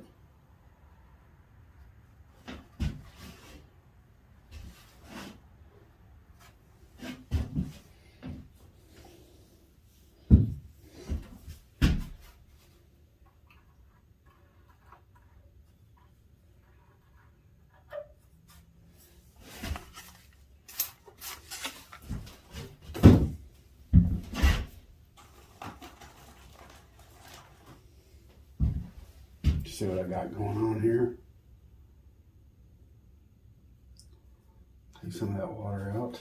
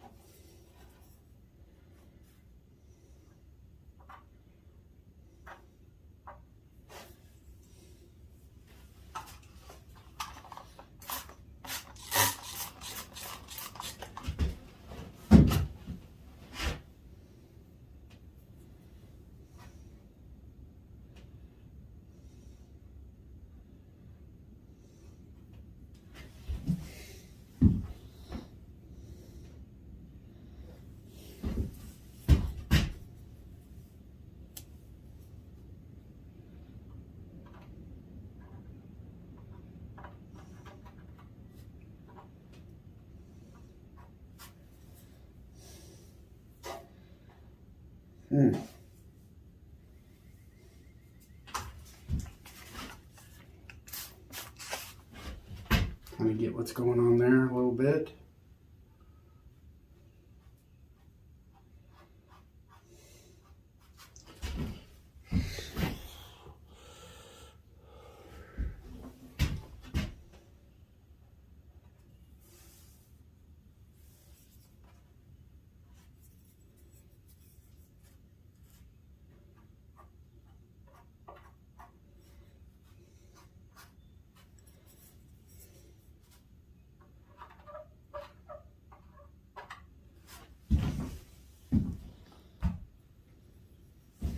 That's pretty good. I keep wanting to eat away at this lower back corner here.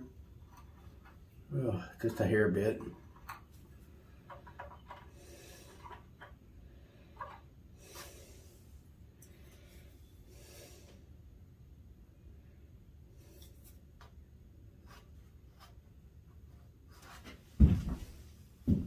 Yeah, I roughly do it just about like not much different than a deer eye. So, that's good enough for me. That's what I got, and kind of do the other eye the same way. Okay, you want the eyelids to kind of come out from the form the same on both sides, I guess. Here I got my small little triangle again, and basically putting it like that.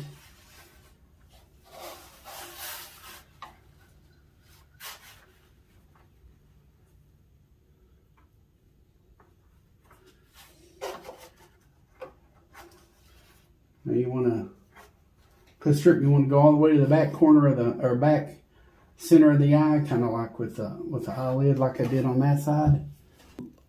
Eyelid to come out from the form about the same on both sides. You know, you can use like a ruler or something if you want.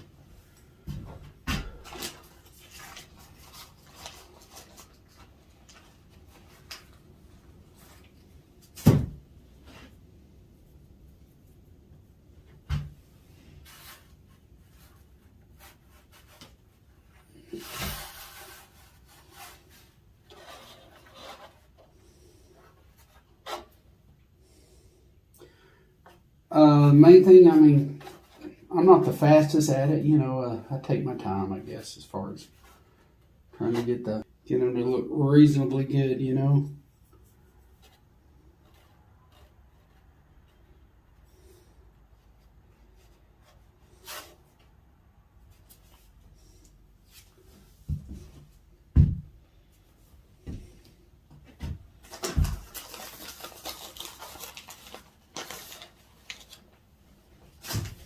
Another strip below it. You know, I'll just make you a worm, I guess is the right word. It helps you control how much you put on, like if you think you might be putting on too much or something. It all helps. A lot of people do the lower eyelid first, like on deer heads. It's the same thing with this, you know. You get my spray bottle again. Kind of hit everything again. Use my finger to maybe smooth it out a little bit. And I start shaping the eye. Shape of the eye is what I like to do. One of the first things. You know, I roughly got enough clay, so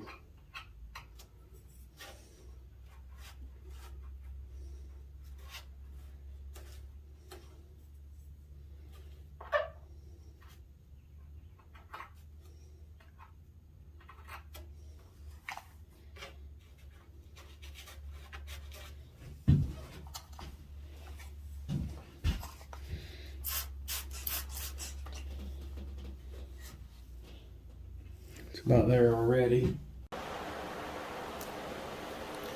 Okay, I've got my hide paste.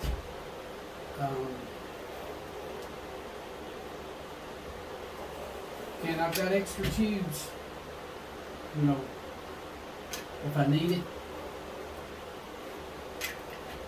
which I might.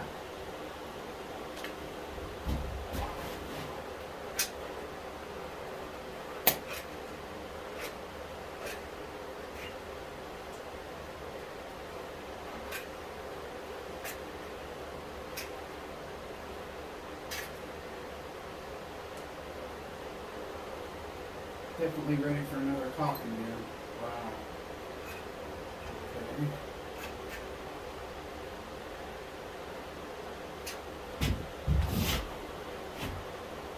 Okay. Now this is supposed to work with a dry preservative, which I hope it means that you can put detail on him and he'll last. But I don't know how true that is. How that goes. I'm going to put glue around the eye. I'm going to do the other side the same way. But as far as around the mouth and the eyes, I'm going to use glue.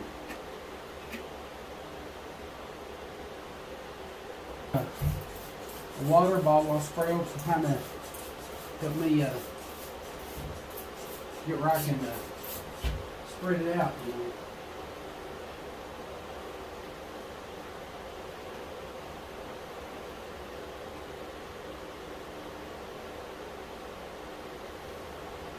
Now, any place I can get to it from the other side, like around the mouth. And the reason I'm putting this hide paste everywhere is, I guess. Yep, I just use a latex glove. Sprayed down with a little bit of water, went over the whole form with my hide paste. I'm going to mix up 2 parts of the headlock hide paste. The McKenzie, there's some McKenzie Extreme seems okay, but it's a little thick for my liking.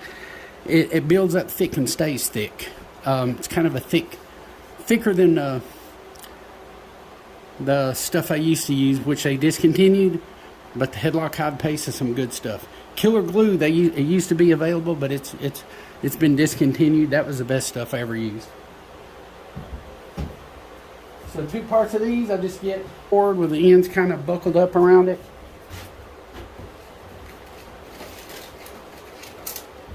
Popsicle stick. I mix 2 equal parts.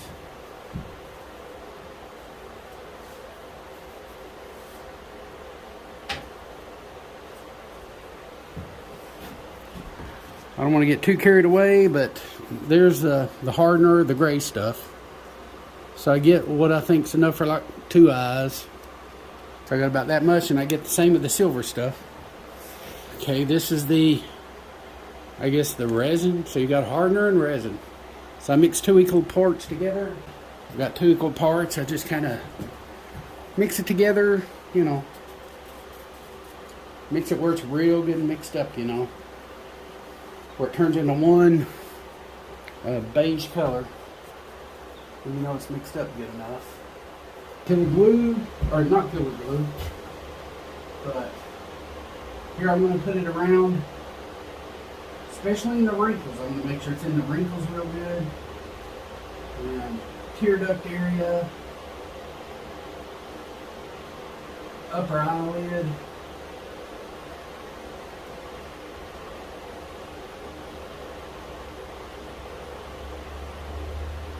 on the eyelid, around here. I worry about the mouth later.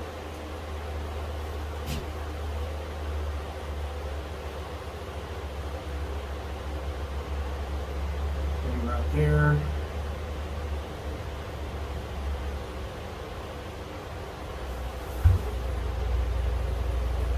Do the other eyelid the same way. Okay, now I use a mauling tool or something to get real good in the tear duct around the eyes, all the way up to the glass eye. You know, because the skin's going all the way up to the eye.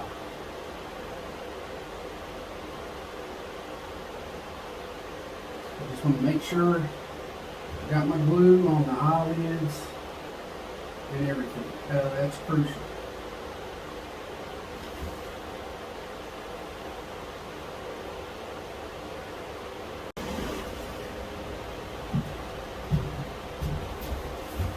Inside your details. Drape the cape over. Try not to get messy, but we all know how that goes. We're going to go right like that. Okay. What I got here is they call it an AWL, and it's just a good hide gripper to help you grip the hide, to pull what you need where you want it.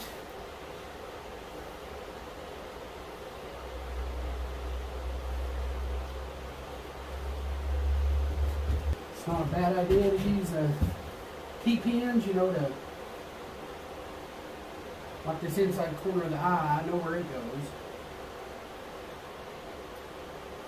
Okay, put one right there. Tear duct, getting it lined up is a pretty good first step, I would say. At least I think so. Inside corner of the eye, tear duct area. There we are. Yeah, I put clay in the earbud area. I just reached in like this, put it in there.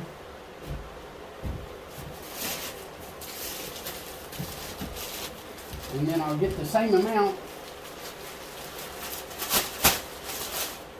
for the other side. About like this. Maybe a little more about like that. I kind of found the earbud area. The area where the earbud's supposed to be. So you want to make sure it's at the base of the ear too. You want to make sure it's good and filling in the base of the ear area there.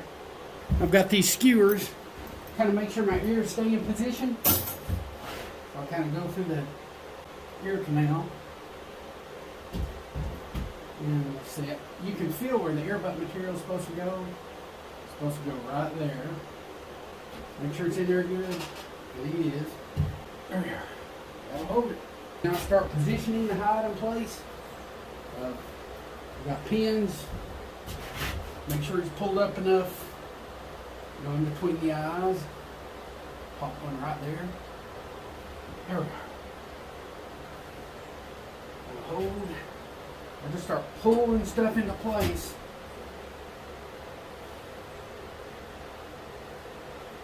Now you don't want no tightness, that's for sure. Start popping staples in the back of them. Use the longest staples you got, because it will come in handy, trust me.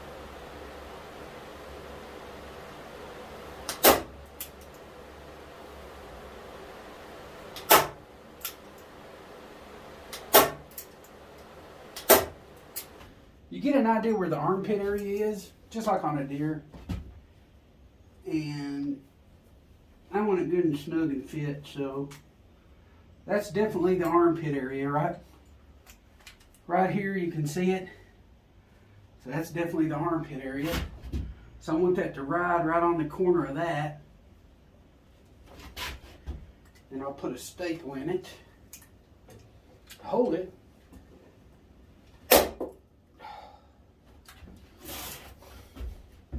Right here, you got the awesome looking shoulder detail that, you know, that makes him what he is. So I start from the bottom on the sides, work my way up.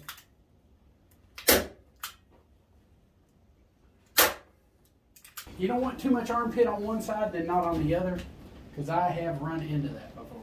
That's not no fun either. I have to deal with that stuff, so just got to be centered, you know, it's easily done. Kind of in the middle right now anyway, but kind of in the middle. There we are.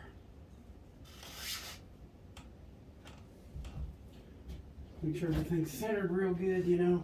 I don't like wrinkles in him if I can keep from it, so I may even have to pull some staples out or do whatever I got to do. Try to get rid of some of those wrinkles, you know.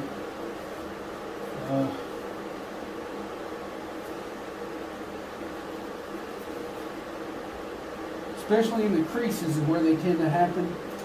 So that's where I tend to put a staple.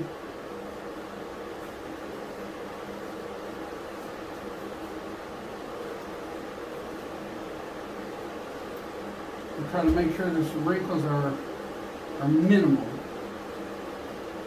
If I can at all do that.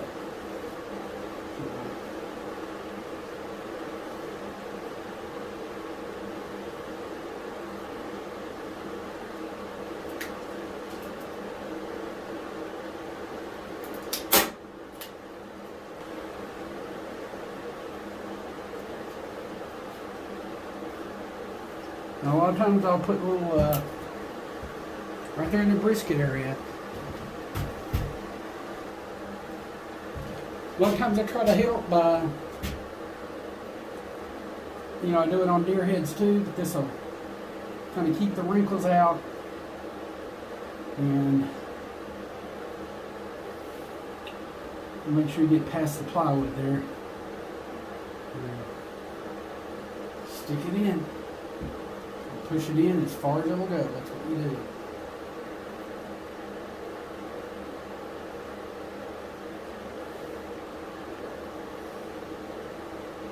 So that goes all the way down in there. That's how far that goes.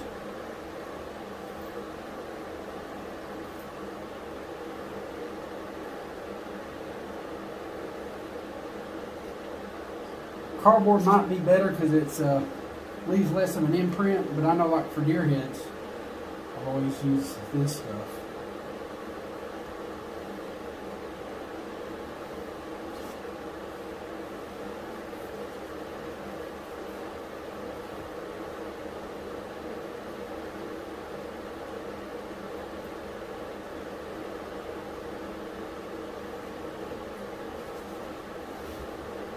You just work that out. You don't want more armpit on one side and not on the other, and all that good stuff.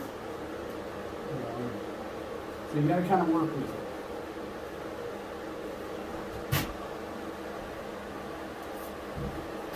Yeah, a lot of times, you know, my staples, they're not in all the way like I like them. So while I got him upside down, hang those staples in.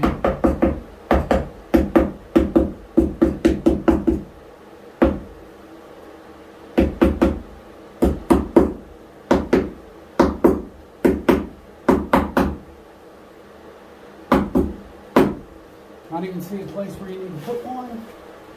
Go ahead and put it in.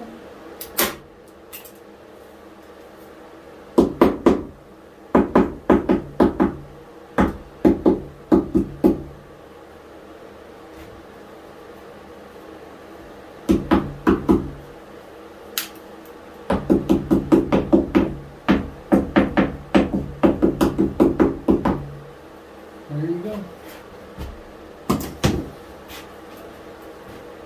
This stuff will smooth out. Of course, this is what it looks like from the back. And all your staples in the side ones. Don't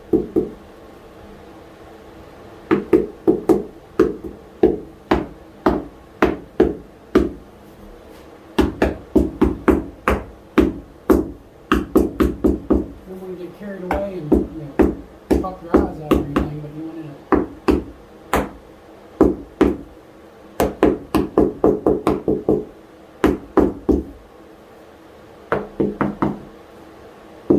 And then you cut your excess off. You know, relatively close to the staple, maybe a ½ inch from the staple or something. That's the way I like to do it. Then if you feel like it, you can put a couple more staples in there just to kind of even things out, you know. I've been known to do that myself.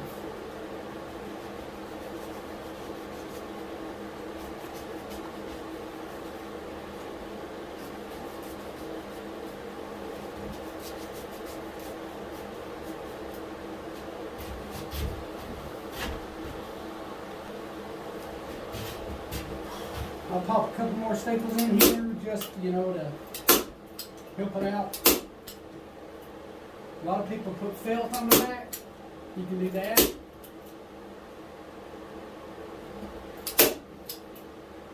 A lot of times I don't worry about it. But yeah, I'll just pop these up in the corner where they're not flopping down, you know.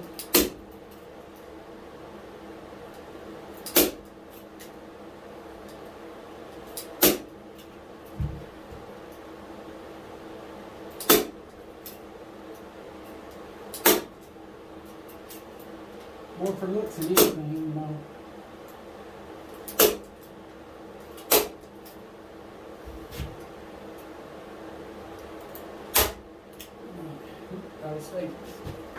Nice clean finish on the back.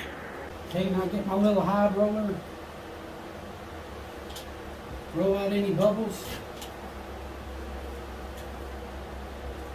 Especially here on the side.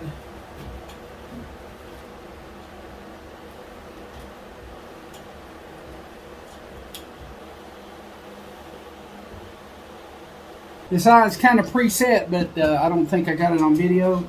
But basically, I'll put kind of put one right here, like where the eyelid starts. I'll put one there. Here in the back corner, sometimes I'll put one. Right here. There's one, kind of like where the crow's feet are on a person's eye. Then basically wherever it needs it. The tear duct, you can see it's separated right here. So I'm definitely going to pull it up. And right there. There's a detail in the form that shows where the tear duct is. So I'm going to make sure I'm in that. So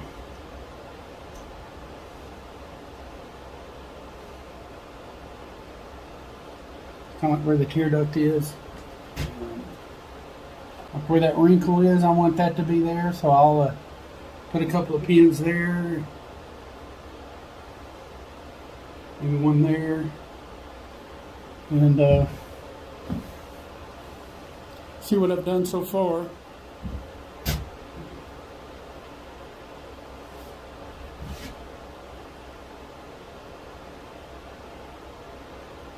Put one there. That looks pretty good, actually.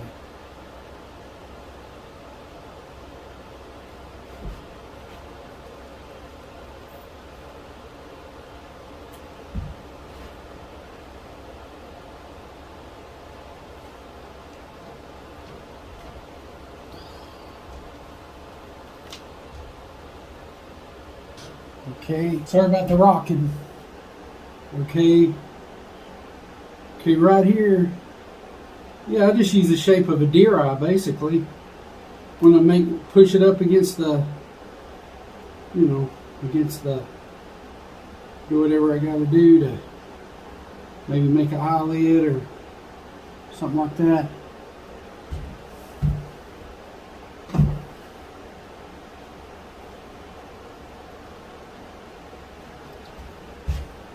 Like right here, one it up against the eye.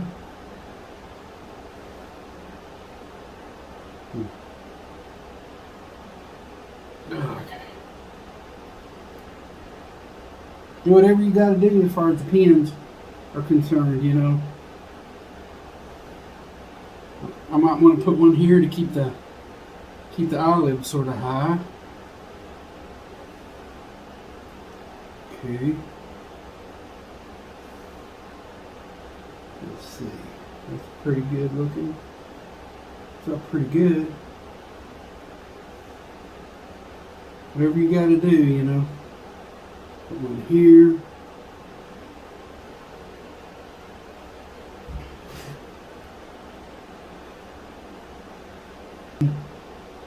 Right there.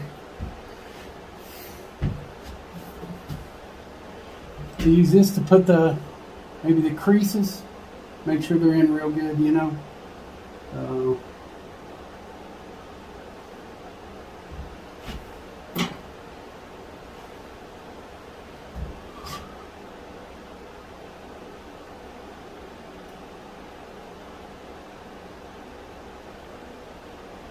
There. Good place to keep everything where it needs to be. Right here's a good spot for one. Trying to drum a little bit. Yeah.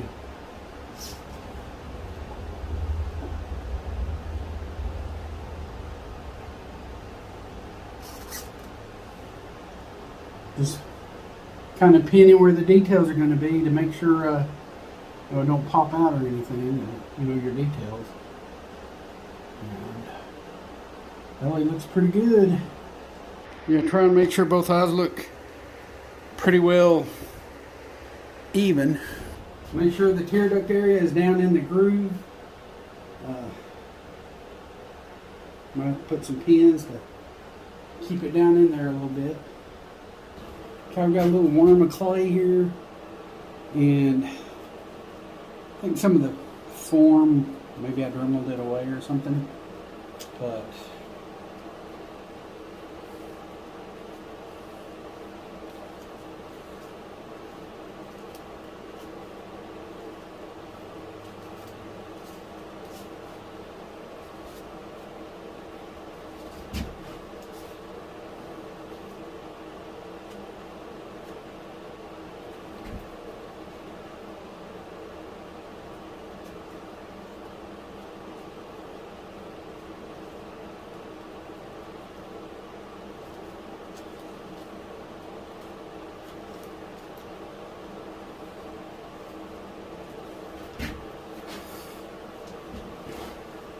nostrils look pretty good. Okay, now I get my 2 parts equal hide paste and I make a bunch. I make enough to pretty much do the mouth, the nose, all the details. You know, you want to be able to press them in underneath, down in here. So it's going to use quite a bit of this. Okay, I got 2 equal parts, or as close as I can get it. I just mix that stuff up real good. I got my stuff. Let's see. Put it in there. Put it all over the lower jaw. On the outside.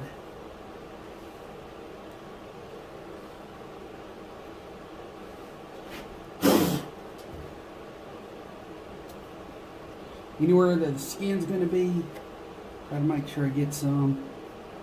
I want to lock that stuff in.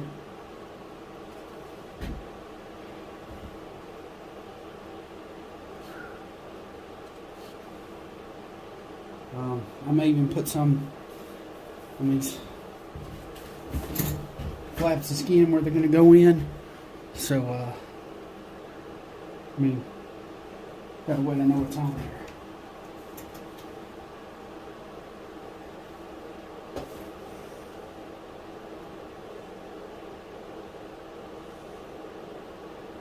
Yeah.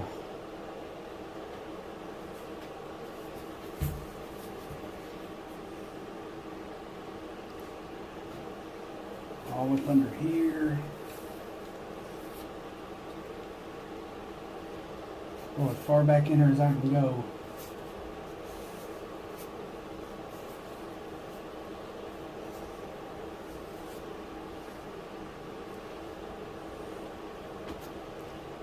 All up under here.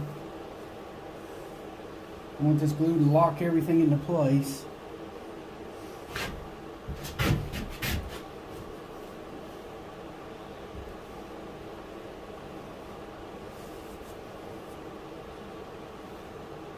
May have to mix more even. I know I do.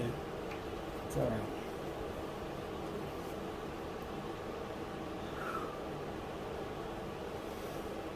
Basically everywhere I didn't get with the hide paste, I get with this. So it can do just like its name, headlock. So it'll lock everything in place.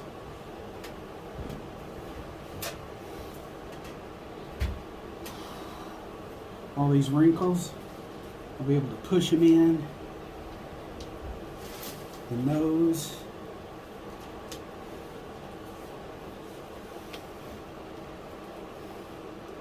So my headlock right there, it's stuck. Okay, that's about as far as I went down. Okay, right there. Okay. Okay.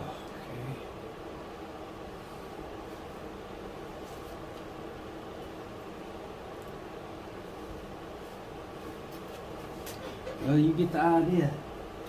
You get it all back in there. In the inside corner of the mouth, make sure it's got plenty. Yeah, you want to make sure it's got plenty. This side, you want to make sure it's got a lot in there.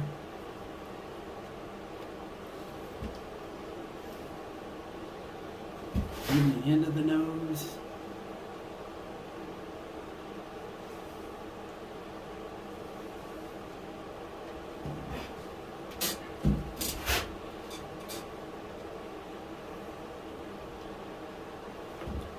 In the front. In there, you want to make sure it's in there. So you can lock the head.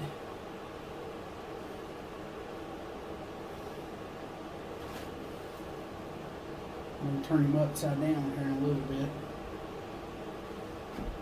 Right there where that big top tooth goes, there's some skin there that needs to stay put.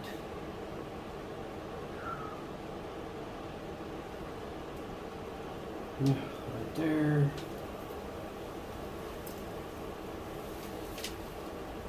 You get the idea. Everywhere. On the lower jaw, right there in the corner where the jaw is and all that. I'll do that and I'll get back with you. Right here in the inside nostril, leaving a little bit of glue in there. You know, the glue in the nostril. You want it to flatten out. You don't want it like flaking up and everything. I'll even put some in there.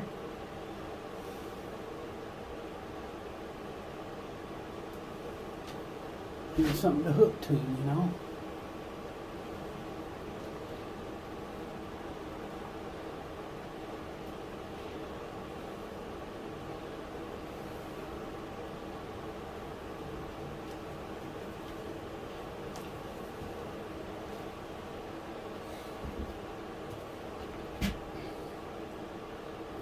Yeah. Bring his big old nose down here.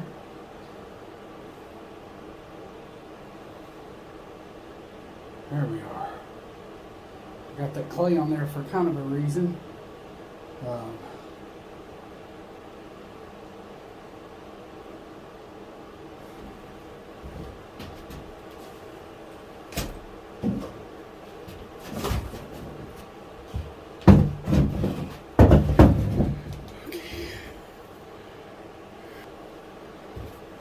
Okay, I think first I'll find these nose holes. I'm looking there and find the.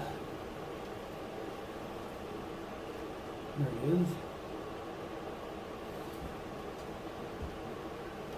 Oh, there we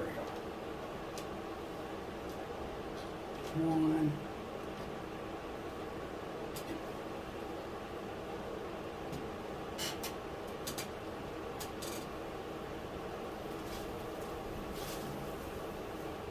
There's the other. Oh.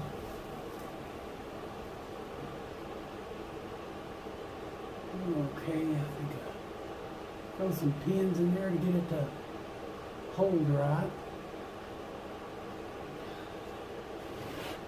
Oh.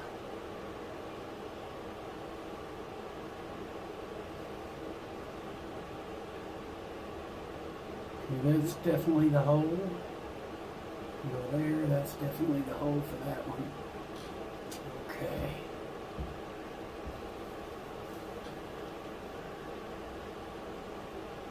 Okay, well.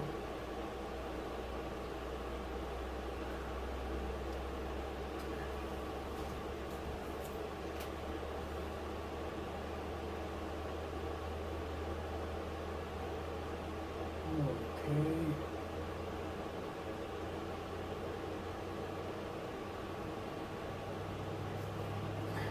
For that one.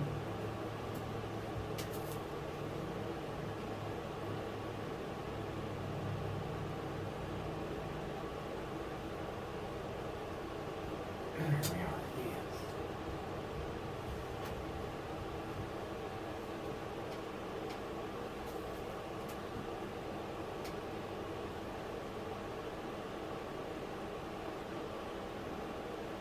Okay, yeah. Kind of like the inside wall of the nose right there. Put that up there.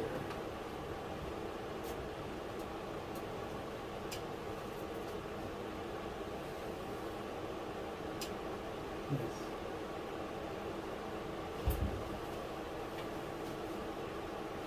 So I kind of want to mash it down to that glue a little bit.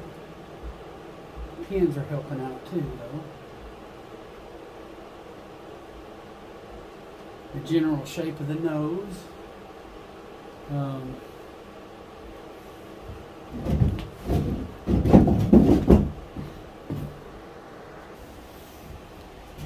Yeah, the shape of the nose has kind of got a heart shape, sort of, a little bit.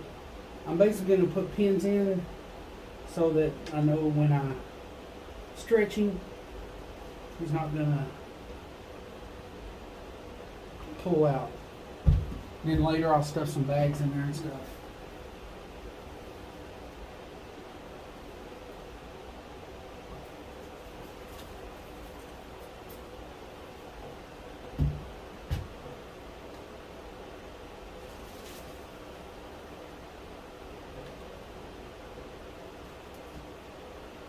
Inside corner. It's pretty good. You know, I don't want his nose to kind of pull out and stuff. And I can always reconstruct the shape a little bit later. Okay, I turn him upside down. Here's where the lower jaw needs to go in. Okay.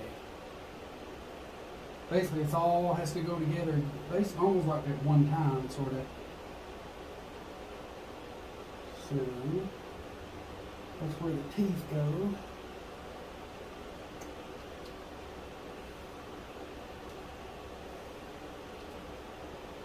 Okay, the center, that goes there.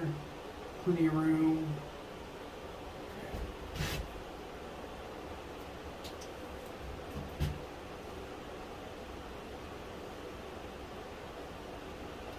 Okay.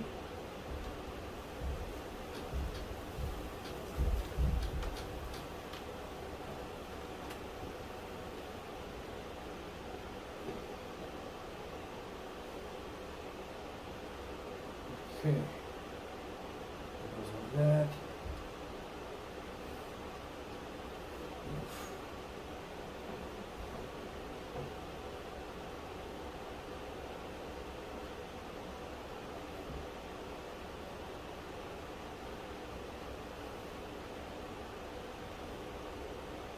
So that goes like that.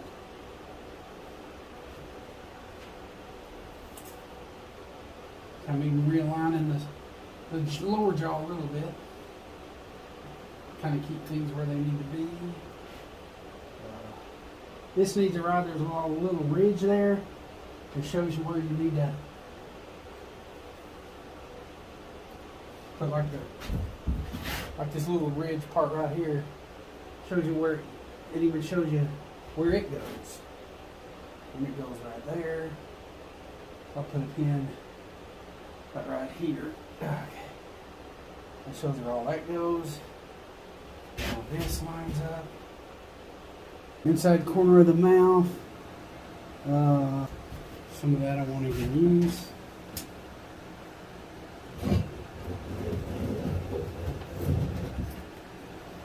I'm going to put one in the front here. My goal is mainly for I'm going to put the jaw set in last, the jaw set, so I can, I got room to do this other stuff. Basically, I'm putting pins in. Let's see, this goes, there's a place where the upper jaw, or where the scissors meet, on here it's right here. Well, not the upper teeth where they hang out, the incisors. That's what I meant to say. Okay, that's where the front tooth comes out. A little bit of a hole there. Let's see. Which it's hard not to. These cutters, I think this one was a little bit damaged anyway. Maybe from fighting or something. Who knows? But these guys. Okay. It goes there. Goes here. Now this, you can see the hairline. You want that to run right on the top, a little bit on the outer edge. Yeah, outer edge is the right word. Just like you do a deer head, basically, you know. So that's coming out. There.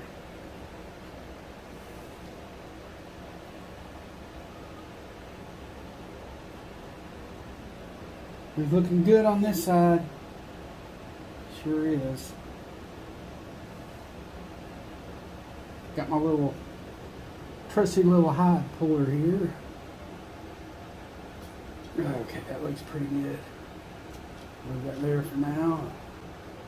They're definitely trying to get those wrinkles out. There want no wrinkles in this guy.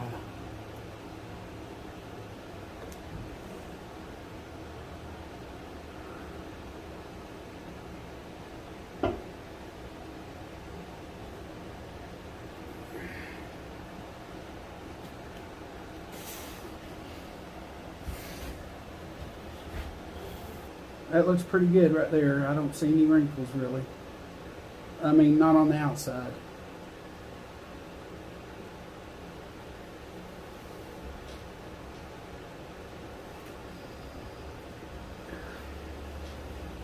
looks pretty good.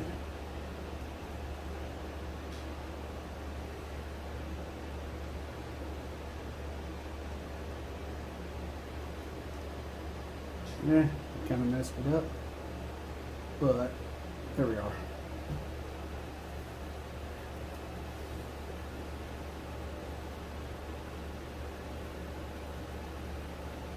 Okay.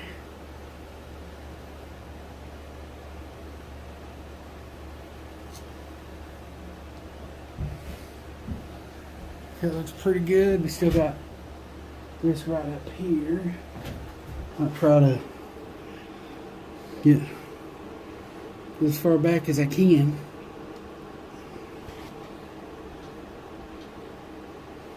Yeah, about right in there.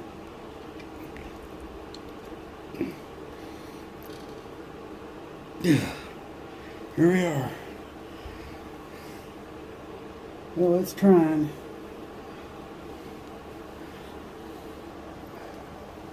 So you can tell way back there, I've got one in the very back. The inside inner part of the lip, where the upper and lower mouth meet, I got all the way back there. Now I just want to make sure all this is laying down, you know. So I throw some pins in there, and the glue will eventually hold it, and you know, I'll take the pins out and what have you.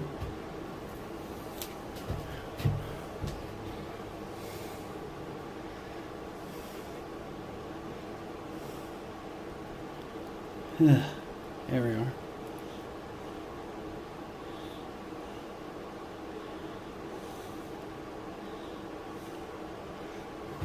Okay. Okay, then I basically just want the skin to lay down because it's got glue on the back of it. So I'll try and put these pins in a way where they're not gonna like come out. I mean, poke out from the top or something strange like that. But basically just want all this to lay straight down. So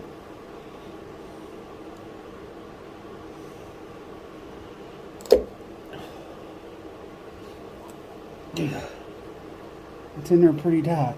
Let's see. Might be able to get in just a little bit more.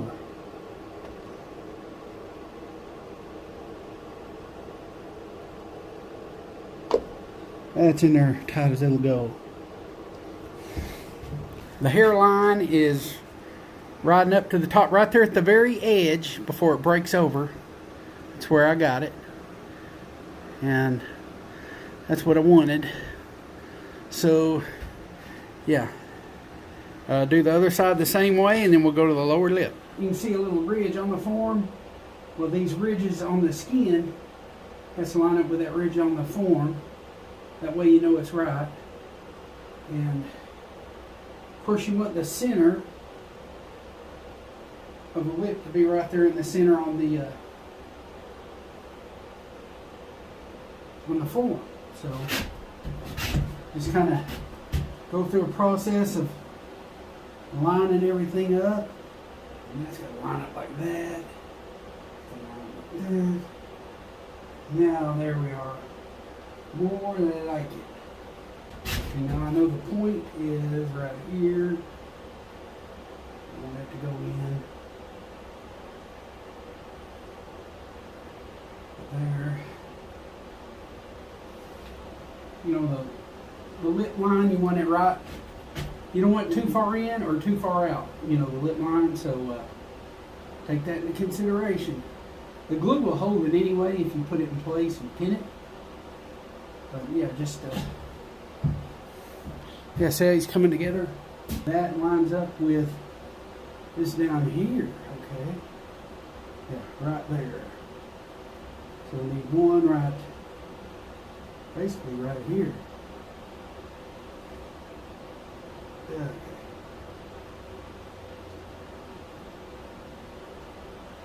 And that has to go like this. You may have to work with it. I mean, If you don't watch it, you'll have a lot of loose skin somewhere. You know, you just want to make sure it's right. That's all. Yeah, sometimes if you have a little bit too much looseness, you can put a bead of clay around there too, and kind of, you know, work it in too. Kind of help. A little bit of lip right up here at front. You just want to make sure everything's centered. It's easy to, you know, if you ain't paying attention, you can get out of center, that's for sure. Just want to hold everything in place as it dries. That's the name of the game. As close to the inside corner of the lip as possible. Could save you a lot of work later down the road. So, you know what I mean? Try to get it as close to the inside corner of the lip as possible. And remember, you always want that skin to hug to the form as good as possible. That's why you put the hide paste on. So let's go through the form. I want to help it out.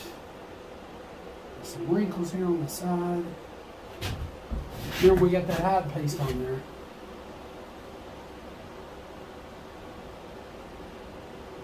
I hate using a whole lot of pins, but I use them when necessary. So those wrinkles will show like they're supposed to. The nose is crucial. So you can see how I'm putting pins around there. I want it to hug to the form, you know.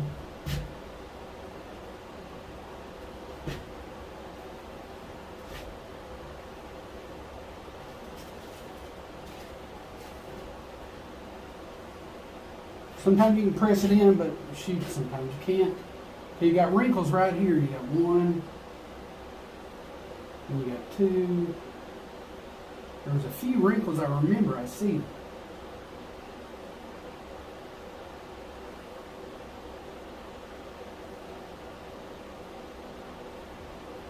And of course the lip, there was a ridge along the lip. Way up here. Yeah, there's one right there.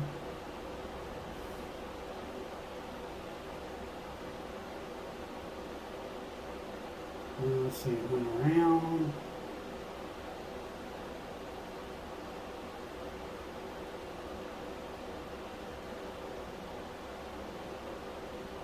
That one went right there.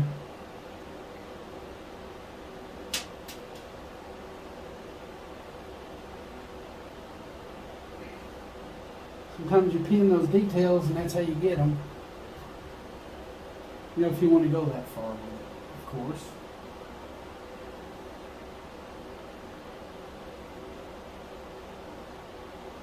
Okay. One right here.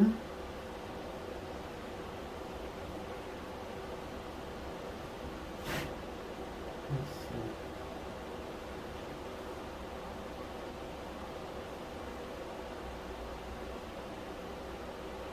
One right there, one right there, one right there.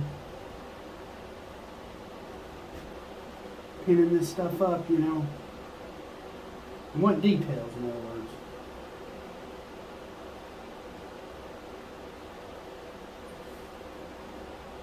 So here.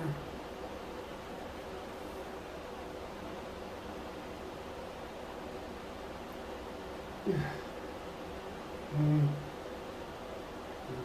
There.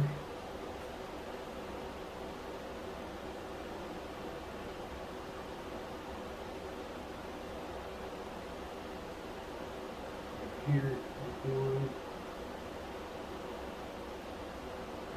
Wrinkle.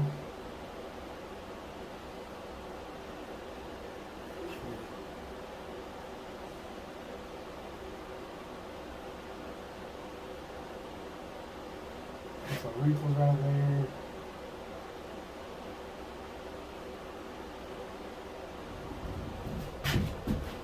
And these will hold.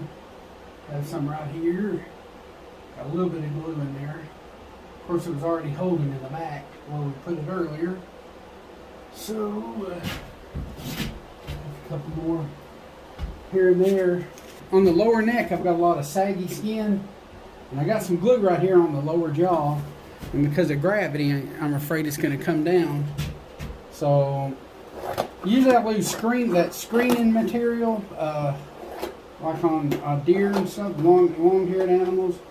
But on a hog with thin skin, I'm afraid that screening material is going to leave a pattern that shows after it dries. What I mean by screening material is this stuff, which I use like on my deer, you know, with their long hair. But it'll leave a little pattern, and the pig don't have a whole lot of hair. It seems like it'll show. So what I'm going to do, turn this guy upside down real quick. I may have to push my details back in, of course. Usually I turn him upside down, but that's not very camera friendly, I guess is the right word. Okay, like right underneath the jaw here. Yeah, it's got that glue I put on there. And I want it to hold, of course. So make sure all this is centered real good. And about right here, yeah, let's work with that. And I'll start putting pins in this guy. And it's much better in that screening material as far as leaving imprints. Oh yeah, definitely ain't gonna leave imprints. Right there, oops, there, and of course right here. Kind of keep everything good and tight to the form like you want it. And put something there too.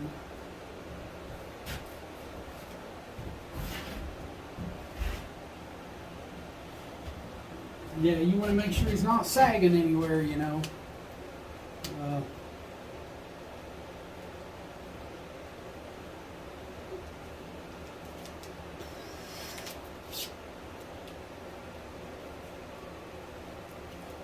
Okay, one right here.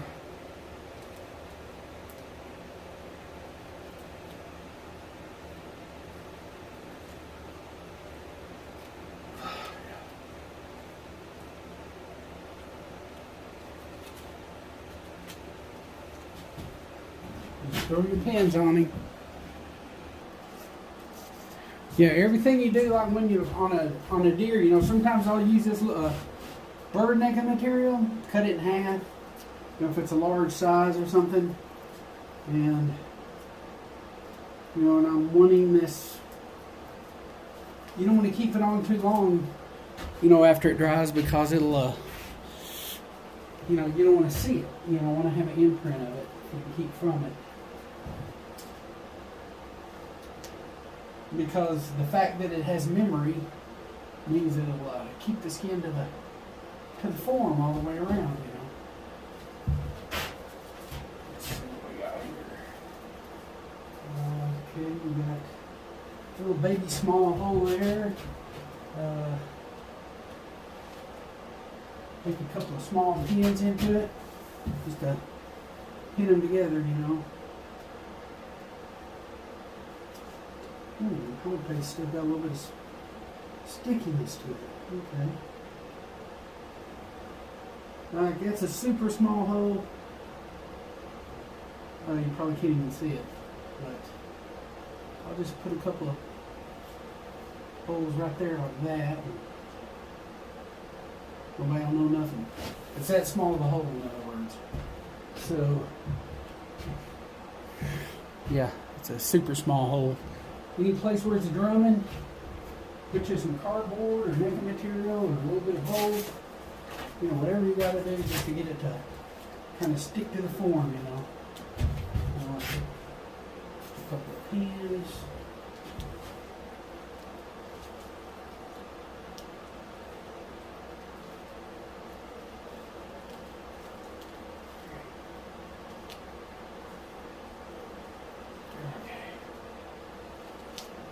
Alright. Pop them in. Any place where it's drumming, it'll help it. See. Right there.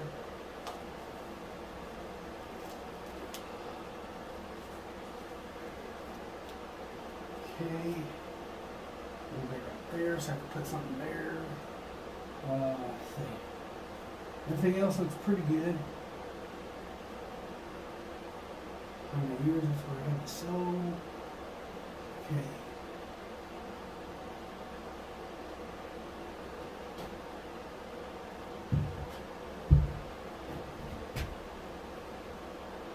Well, you get the idea. You just want the form, you don't want it drumming anywhere, so you take care of it. You pin it with cardboard or something like that, or stripping or whatever you got to do, or, you know, bird naked material helps, like for details and stuff, just like you would on a deer. Okay, like here I got some naked material that's cut with like a triangle. Well, the inner point will go like to make the jaw muscle stand out, or, you know, between the jaw and neck you got that crease, like I do on my deer heads. I like to you know, make the details stand out. I don't want it to drum there, so I want that crease right there. Okay, like right here, got that jaw muscle right there, you want it to show, so.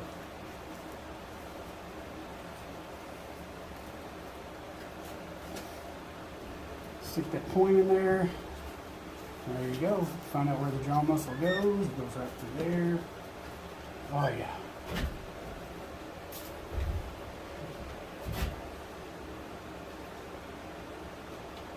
It goes right there.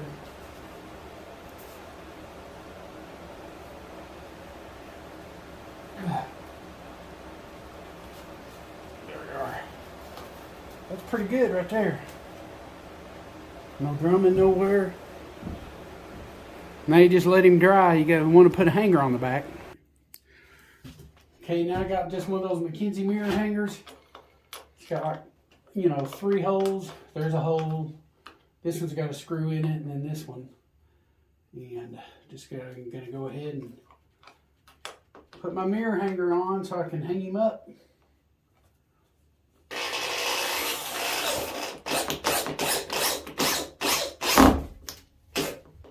The other side the same way. I think my Phillips head's a little bit stripped.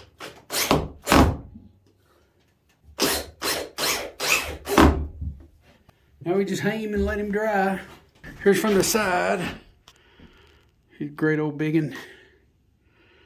But, yep, just gonna hang him on the wall and let him dry. Oh yeah, I kind of brushing the hair in a way to spread it out a little bit. You know, you don't want like bald spots showing. You know, if you can adjust the hair, you know, to make it where you can't see it. And then you just let him dry.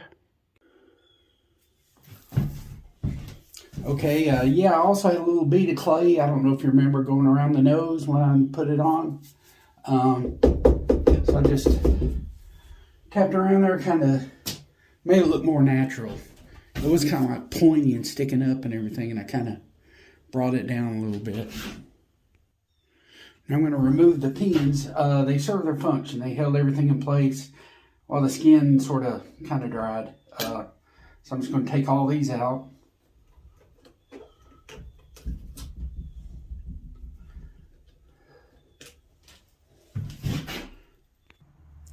Yeah, a lot of times I'll mash the holes down, the pin holes. I want the skin soft, but I don't want it hard. I want to be able to mash the pin holes down, like so forth. Then I'll stick paper bags in there to kind of keep it from, while it's soft still. Yeah, I meant to say plastic bag, not paper bag. I just push it in there real good and hard. Usually if it's real good and tight, you know, it's hugging everything it's supposed to hug. So I'll just make sure stuff's in there extremely tight. Yeah, screwdriver works fine for me for doing that. Same way I do my deer heads.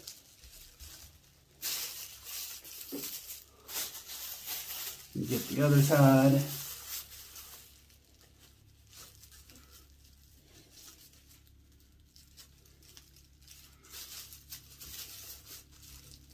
A lot of people do it while it's still real good and damp, but I let the pins kind of glue things in place, and then I go back later. And you'd be surprised how much will jam down in there. Just keep jamming that stuff down in there. And then when you're ready to mount him, pull all that stuff out. Okay, I trimmed it a little bit with some scissors so I know what's going on. Yeah, and then just pull him out when he's good and dry and you're ready to finish him out. Okay, now what I'm going to do is start taking all the pins out. You needle nose pliers sometimes come in handy. Just if some of your pins got rust on them, that'll be a little bit harder.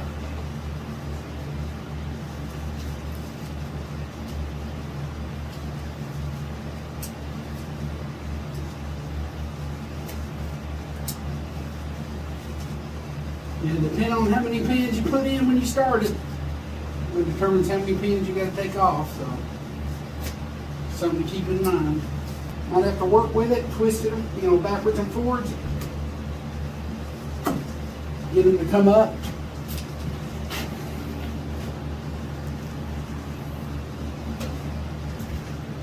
Get all these in the gum and everything. Go ahead and take them out. You may have to work with some of them to get them coming out right away. Your bars you held your ears with.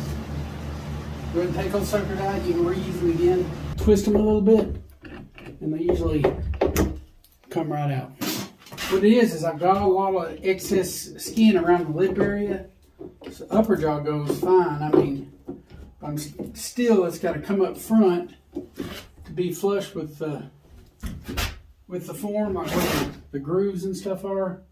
But yeah, the upper one's a done deal, pretty much, even before finishing. This bottom one, I'm gonna have to cut a little bit because now it's not fitting. We pre-fitted, of course, before the skin was on it. But this is kind of what we got now. So basically the area right here, the back inside corner of the mouth, there's some glue and some excess skin. We're gonna have to cut it off to get where we can finish it out. And that's pretty much it. But before I do that, I'm gonna get a brush and a blow dryer, a toothbrush. Try to get some of this dry preservative off around the eyes and everywhere. And a blow dryer get a lot of it off. Well, let's see what happens here. Oh yeah, there's a lot coming up. Oh yeah.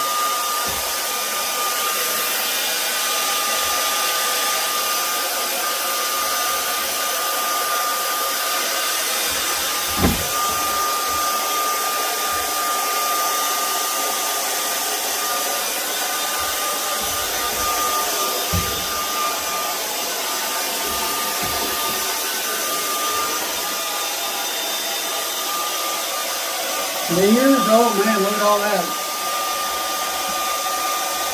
The bad thing about dry preservative, it gets everywhere. Around the eyes,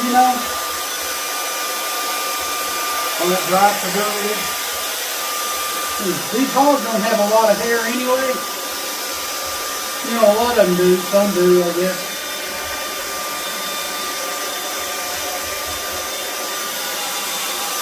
So I try to help her by getting all that stuff off. Well, we already know a lot of this has got to come up. I got knives, X-Acto knives, and I just start cutting that stuff off. That's why we made sure that it fit before we even had the skin on. So it'll be a lot easier to, get it to fit now. The glue is the main thing. The excess glue that dripped, and that'll come up. you know, got to use what you got to use. Knives, even screwdrivers to pluck that stuff up, you know. You got to do whatever you got to do, you know, to get it to come up. But, yeah, you'll end up getting big chunks of glue like this. And just got to keep working at it and get that stuff up. Good thing about that glue, it breaks pretty easy, so that's pretty good. Yeah, you want to be able to deal with it, that's for sure. So, there's a big old chunk came up. And you just keep cutting off glue, then pre-fitting and everything. And let's see. Use good sharp knives to get that stuff up, you know. See where it lacks it. See, it almost fits. Actually, it does kind of fit, but you know, we want that to go kind of like that. The back has definitely got to come down.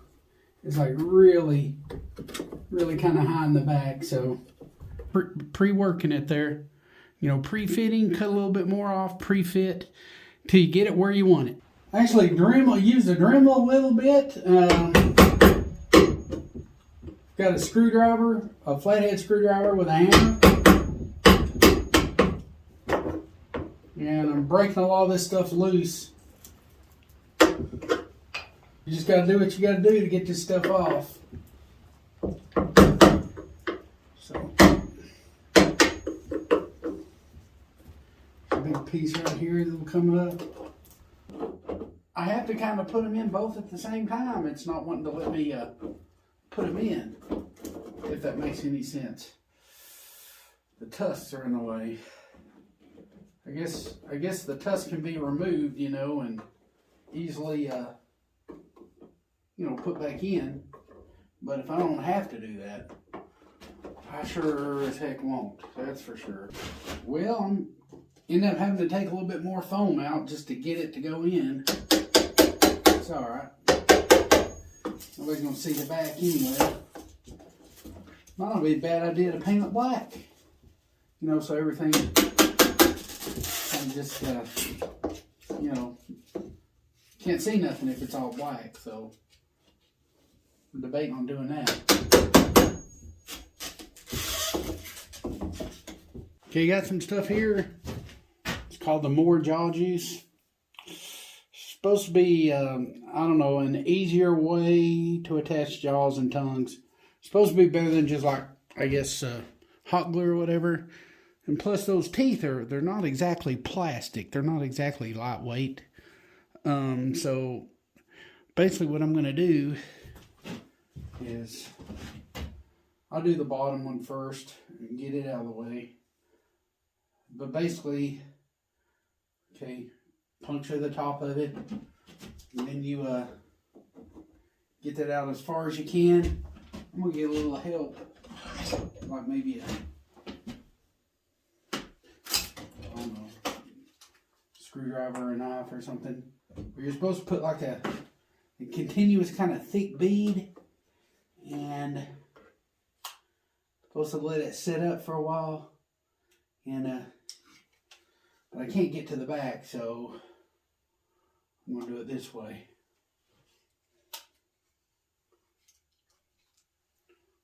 Let's see. It's definitely got a different kind of smell to it. It's definitely a different sort of chemical, for sure. But I'll put it all the way in the back. And yeah, I got it on pretty thick. And I'll paint on mine to the upper jaw. And oh, it's sitting perfect. Oh, sitting great.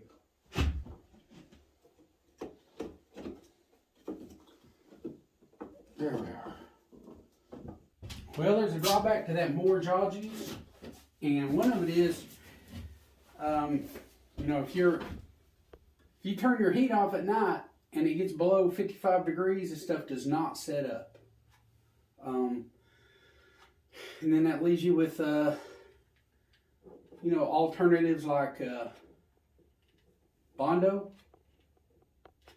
and stuff like that, which is all still good stuff. It's just, you know, you want a high volume hot glue gun if you can get it, that's for sure. So it'll,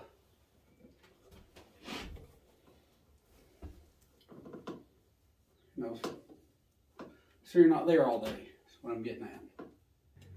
But see, the tusk ride right where that little ridge line is on the form, your tusk want to be right in front of that. You want it to look as natural as possible. I'm just going to shoot my glue all over this.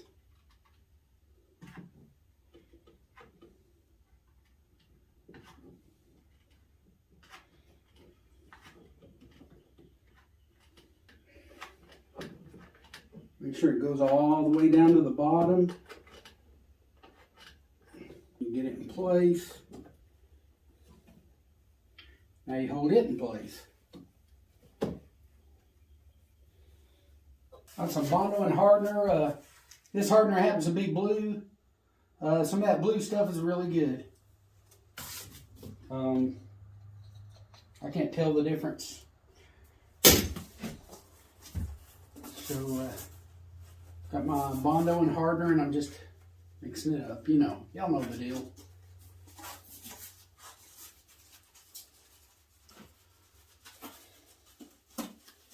Just like you would if you were Bondo an ear or setting antlers on a deer form.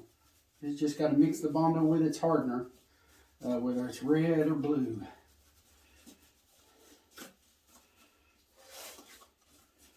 I think that's all I've ever seen is red and blue. I've seen some stuff that was different than Bondo, but it hardened up like Bondo. I've seen that stuff before. It was kind of yellowish. That's been a good while. I don't know what kind of material this is. I don't know, maybe it's plastic or something, or maybe it's something that like, you know, from a dentist's office or something. I don't know. It's stout stuff, whatever it is. But I have no idea what it is, unfortunately. So I just put it right along the middle. Probably don't want to put too much, but I definitely want to put enough. You know, the back end's kind of dug out pretty deep, so. Well, here goes to nothing. Oh, let's see. Oh. Whoops. Made a mess. Yep, figures. Well, I like the way that sits. I do.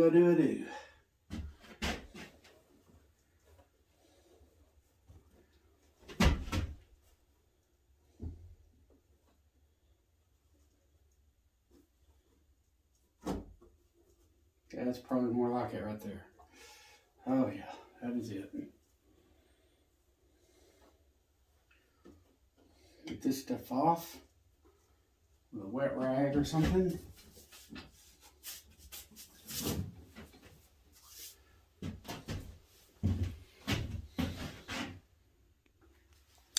Then I'll just let it dry. Yeah, to help for anchoring on the back, I got my Dremel tool, didn't drill down far, maybe 1/8 of an inch at max or something. But I tried to go this way on some of the holes, that way on some of the holes with my Dremel tool.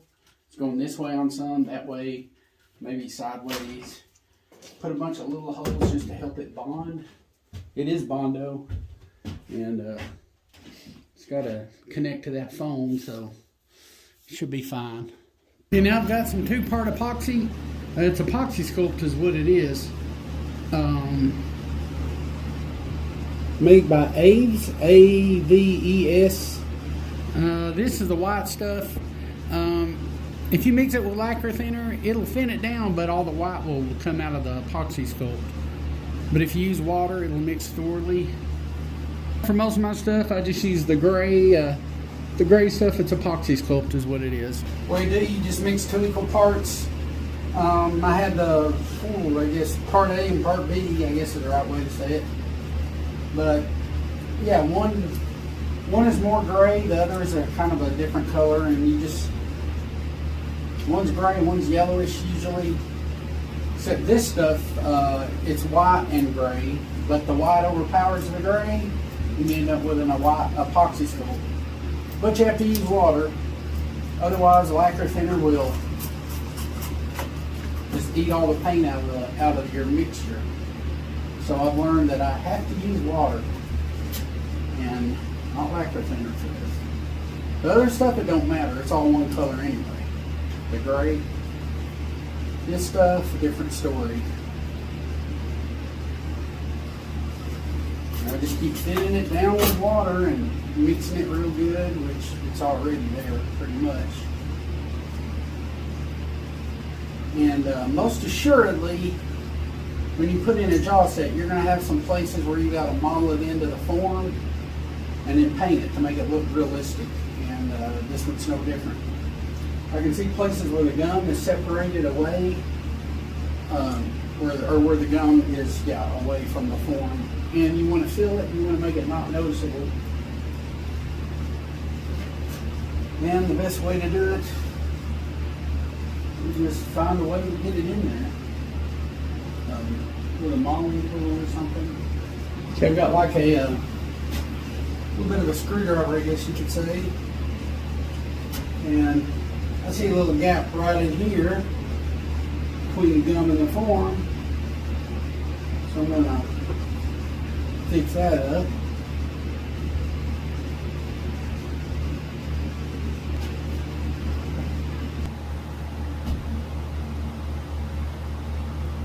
Little gaps in there,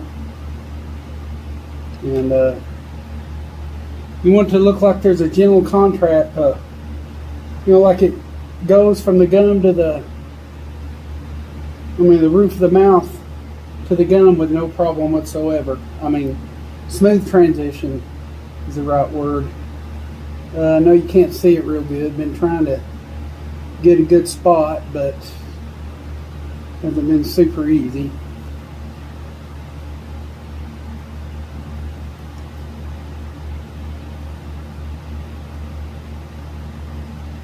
Now they got, on these hog forms especially, it seems pretty bad.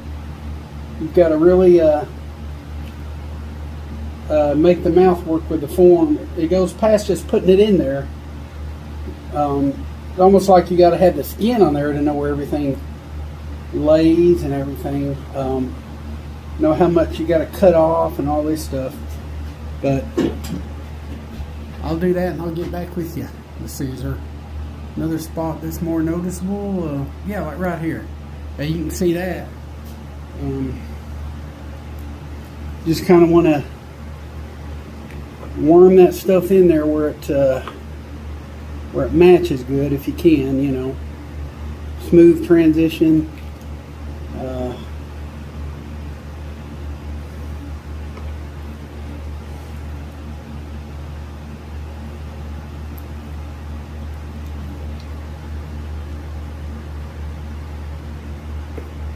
You just got to make sure you get it in there right, and then I'll go back with a Q-tip and water on this stuff because that's what I use, Q-tip and water. So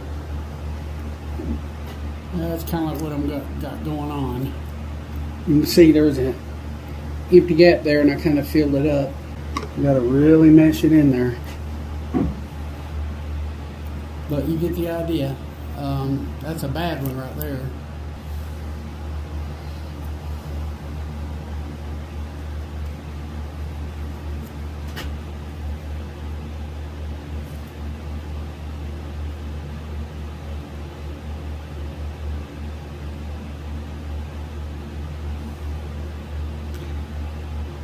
It's all going to be natural flesh anyway.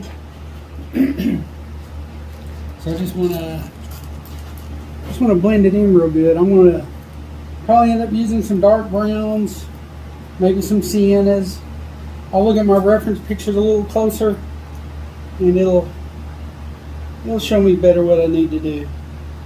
To blend everything in. So I don't know if there's an exact science to put these mouths in, but find a system that works good for you and go with it. That's my word of advice to you.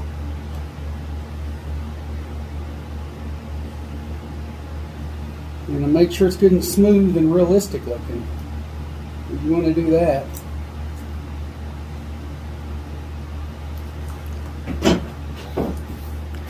But you can see how I kind of fixed it, and there's some stuff in the way, but you get the idea. Yeah, a lot of times what I'll do is I'll like roll a little bit of a worm, depending on how big your gap is. And then I'll put it in there. And I'll get a Q-tip and wet it. And then start working that stuff down in there. That's exactly how I do it.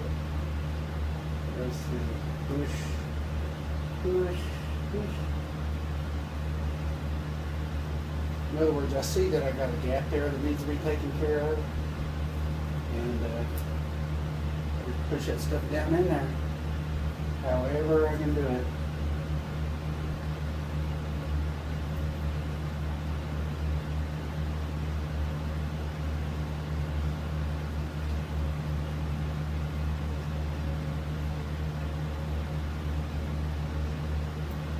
And then I'll smooth it by rolling either to the right or to the left with the swab, and it'll take care of your gaps. Because you're like rolling it up against it, smoothing it out, and making a smooth transition. And so that's how I do it. I get it down in there, and push however hard you got to push to get it down in there. You know, if you want to fill up a little bit underneath it or something, you got those options.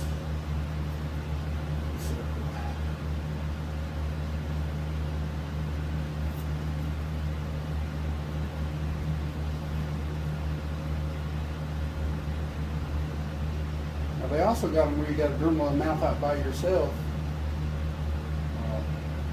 You know, some of them, most of them nowadays are like this, where the mouth is already ready, kind of so-so anyway. I had a problem with this with the gums being too high, so I had to dig some out. And after I put the skin on, the gums were too high. So, kind of one of those things where it was a last minute type deal I had to do.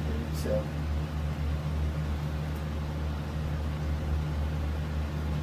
just work that down in there.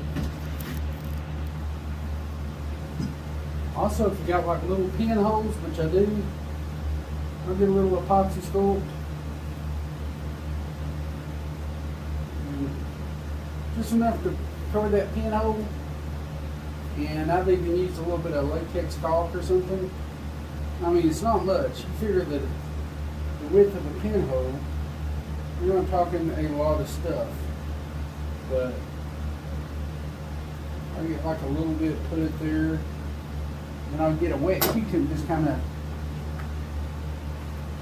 twist down on it, and it'll cover that pinhole real good.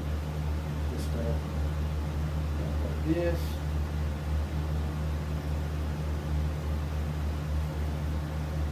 Cover them up good. Don't take much. Pinholes are so small anyway, they're hardly noticeable, but I mean, if you got some extra stuff, you know, in the nose area, it's going to be dark anyway, then I'd go ahead and use it and fill those bad boys up. Just little bits. I get like an X-Acto knife, just enough to cover the pinhole. We'll get up to the pinhole, leave it on there. Do another one, leave it on there.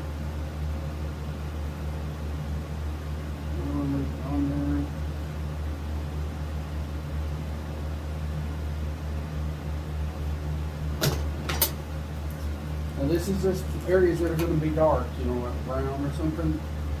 You know, just so it's a Q-tip down in there. Immediately fixing that hole. I'll get down there and twist a little bit.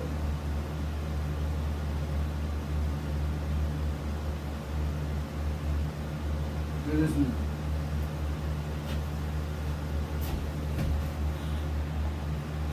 Also, the nose is a little uneven, especially right in here. And this is where epoxy sculpt really shines. You know, stuff you didn't get, you know, in the mounting process. I think what it was, the mold. It was the mold. When I got the form, it was that way. The nose was kind of sunk down on one side. Sometimes the molds are uneven, and it throws things off. You know, your jaw set may set wrong, and yeah, I had some of the form wasn't exactly right, so you're gonna run into that too. So just be aware. Sometimes you got to make corrections to the anatomy. If you don't get it with the skin off, you'll have to do it with the skin on. Now for finishing around the eyes, I'm definitely going to use the gray stuff. The white stuff seemed like it'd be a great idea for the mouth, and I had some, but if I didn't have anything, this would work for everything. Do the same thing with the regular gray stuff. Lacquer thinner softens it down real good, so I like to use it, kind of work it down real good. Instead of water on the white stuff, I'm using the lacquer thinner, in other words. So that's kind of what we got going on here. Got my lacquer thinner, and I shape the outside, basically what I was doing. I have to shape it a little bit more, I think. As long as your finger is wet with lacquer thinner, this stuff does what you want it to. Sure will.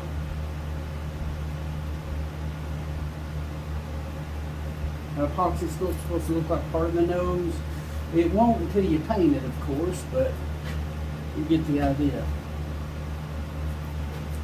So you just keep working it in.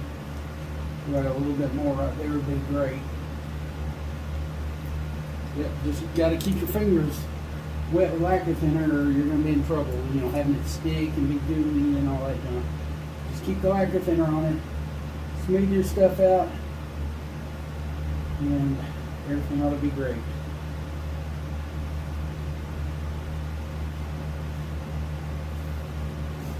It should look about like the nose on the other side. Yeah, it does.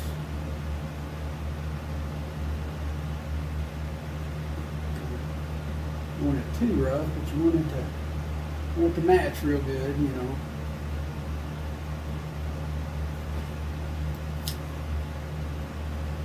Hopefully you won't have this problem when you get your form, because it's the first time I've ever had to do this. Not that I've done many hogs, I've done like 3, I think. Yeah, 3 hogs before this one. So it's not like I've done a million of them. But just try to make sure all that is matched up real good.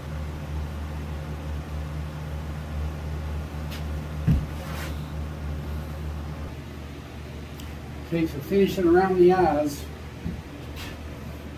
I do a little bit of lacquer thinner. Not painting, but just like finishing. And I want to break that glue loose a little bit. And it works on it. It just got some kind of property that makes it melt a little, makes it flake off a lot easier. And yeah, it's just lacquer thinner.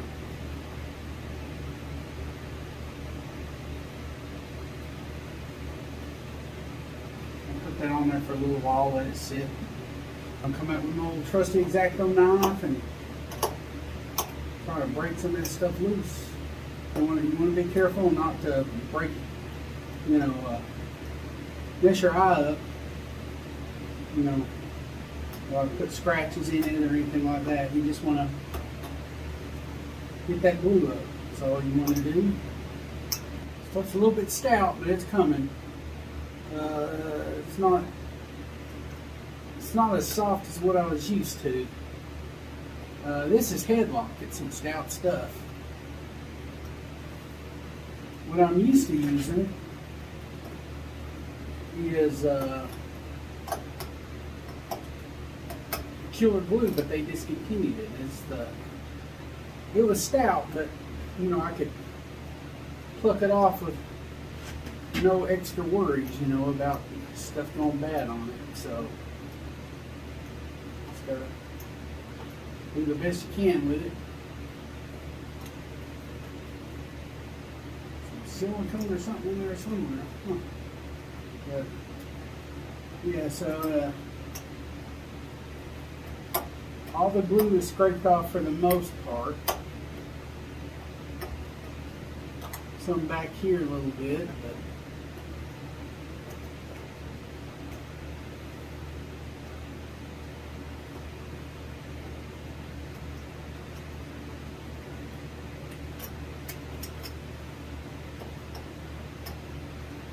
I'll get that.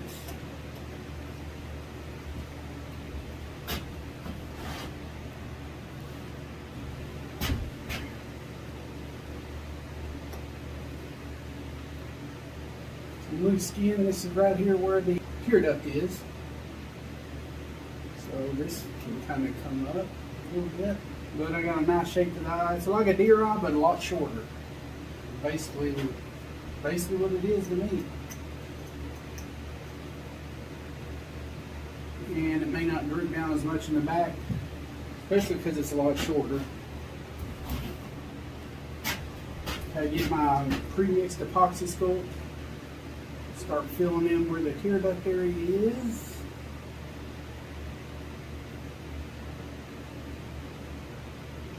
I don't like gaps really. So I get rid of the gaps between the glass eye and the skin. Get rid of that. We'll go. Let's see, am I in close enough? Yeah. Pretty good. Pretty good. I'll turn around just a little bit. Yeah, there we are. Basically, I'm filling the grooves. The thing about dry preserving is sometimes the skin wants to move a little bit. So you might need to have to do a little bit of reshaping. A little bit sometimes. You know, minutely. Because it's epoxy sculpt. But if you keep an eye on it and repin if you have to, you know, that seems to help out a lot. So you got your things you got to do there.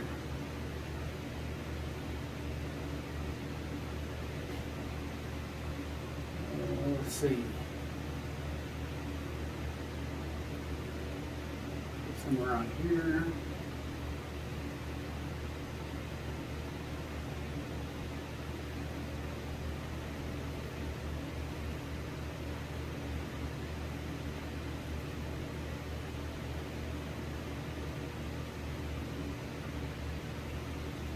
You'll see a lot of little pinholes laying around.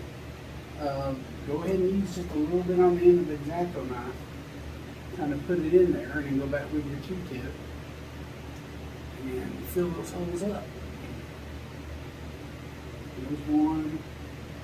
Some of them are so small you can't hardly notice them. Some of them you can. There's one right there that needs to be covered up. There's one there.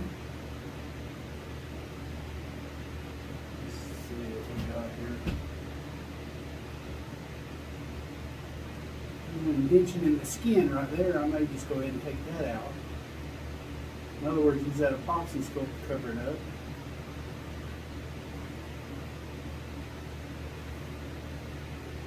A couple of small holes here and there. A little bit on your X-Acto knife, cover them up.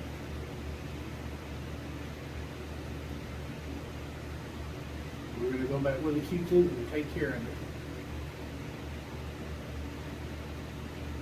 Let's see, some on the end here. Put a little bit of lacquer thinner on your Q-tip, smoothing out those places. Give you a rough time.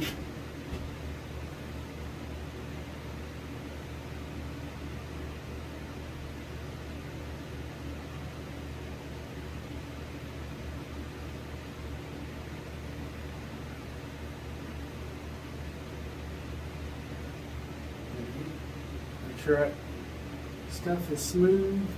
Makes a smooth transition, you know. That's what you're wanting. You can go back with your knife again and remodel a little bit more. Cut some stuff down.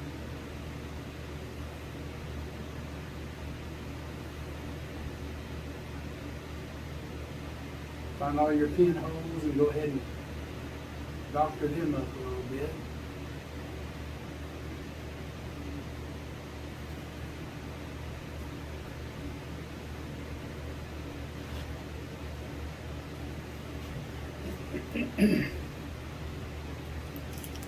You come back with your X-Acto knife.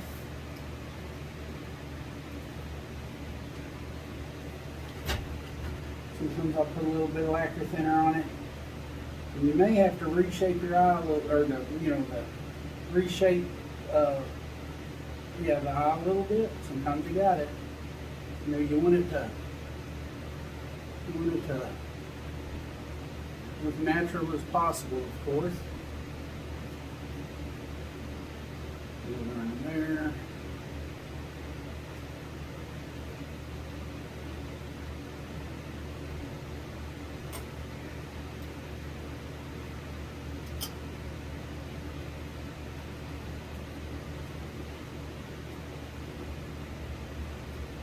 They got other stuff that you can put over your eye. Like, well, that's when you're painting it though. Scratch that. I'm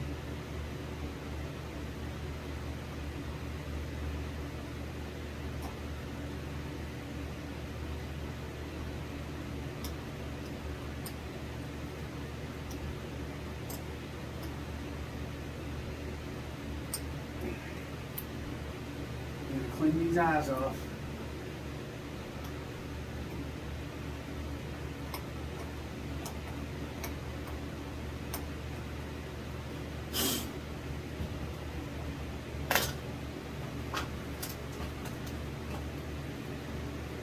Go back with some more lacquer thinner on the Q-tip.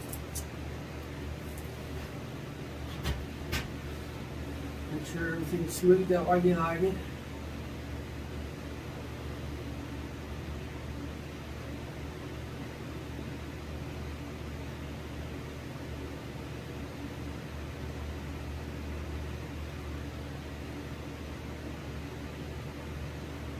If you got any more pinholes that are showing, try to find them and cover them up.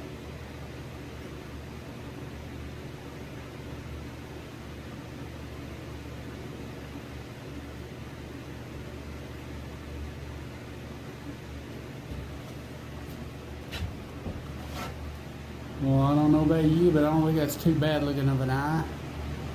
And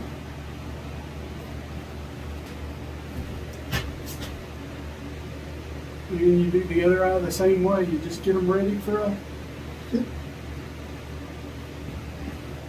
be painted. Got my X-Acto knife and my Sculptol again. Well, Sculptol is another brand, but this is epoxy sculpt. But Sculptol is another good one that the taxidermy supplies sell. I'm just going to roughly put it in and roll the Q-tip around in there and smoothen it off and let it go.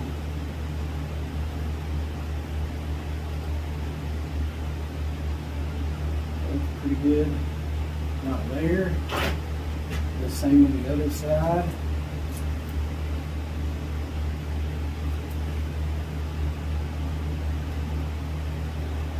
Put enough to accomplish what you want it to do, and then you're good to go.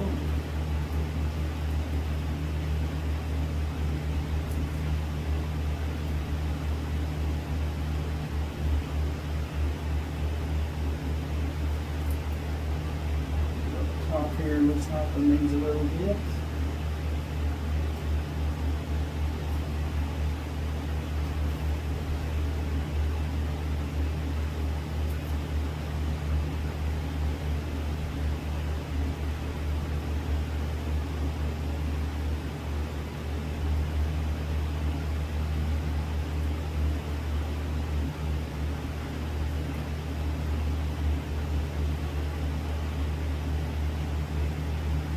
Nails are pretty good.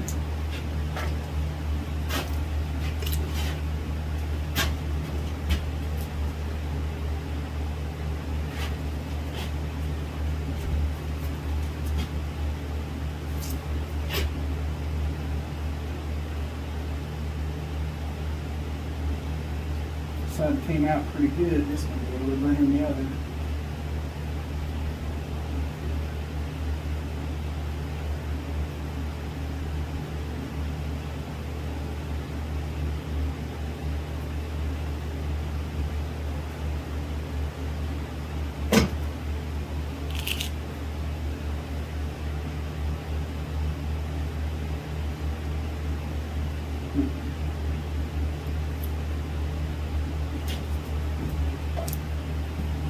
And get a little bit more.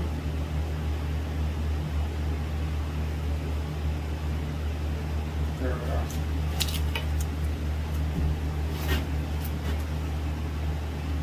A little whack around the Q-tip. Go in there and do what you gotta do. Roll it.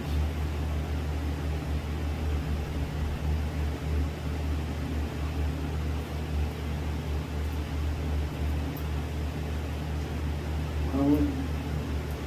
Smooth everything off and let it go.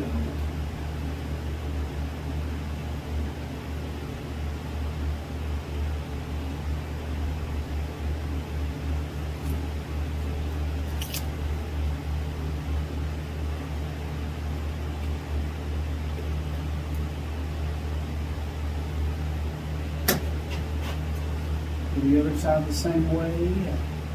Make sure everything is like how it needs to be.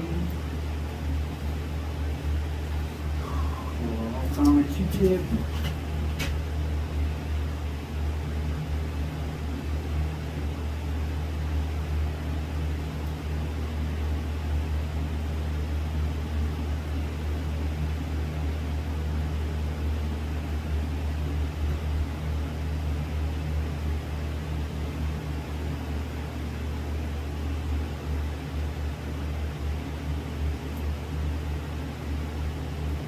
Roll it around in there, do its job, let it do its job.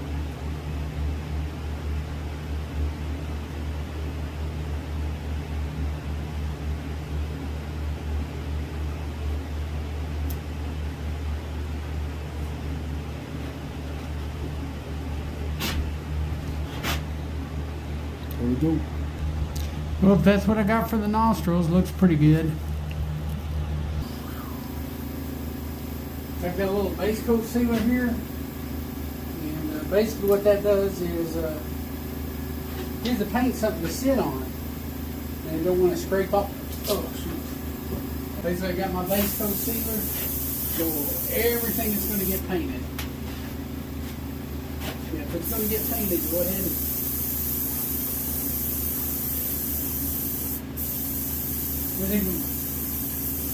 we're going to put a little paint on the skin, so pretty much everything.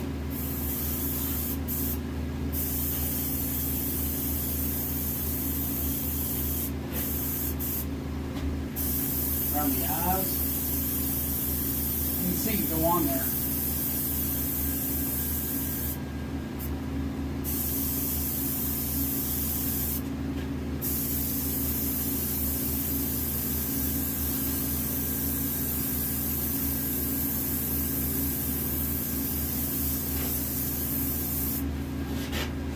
Get everything.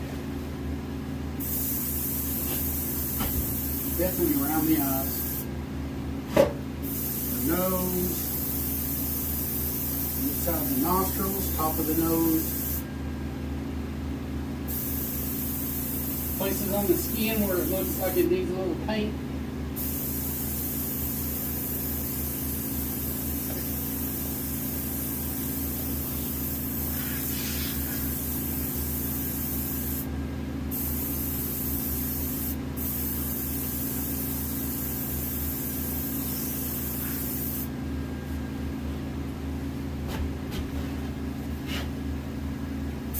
Inside the ears.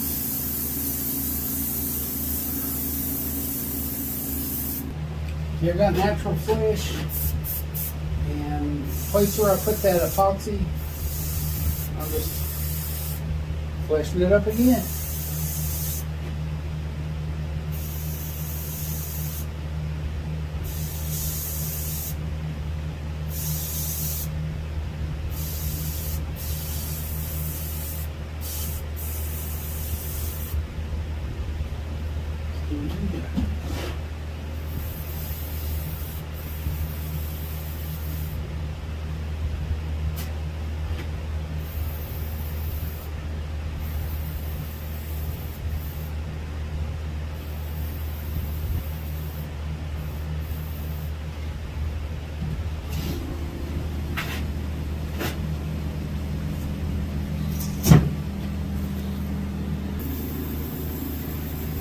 Okay, there's where I put some more of the white stuff. I use the white stuff.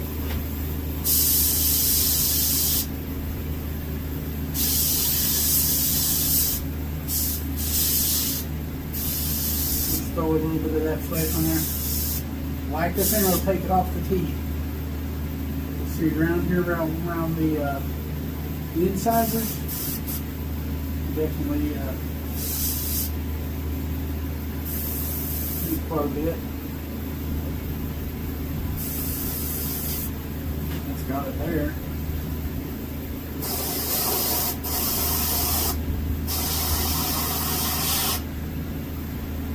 It's got it there.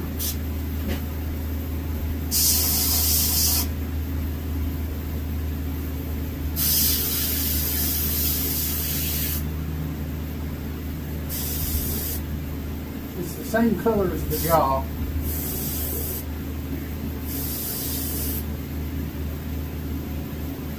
If it's not the same color, it would be my fault because I mixed this flesh for the most part. I didn't really like it. Looks like I probably need a little bit more white on it.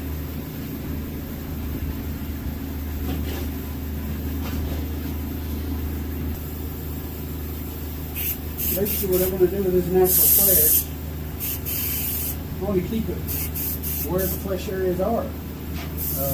Right in there. I'm just going to tint it a little bit. Give it a little bit of a flesh look.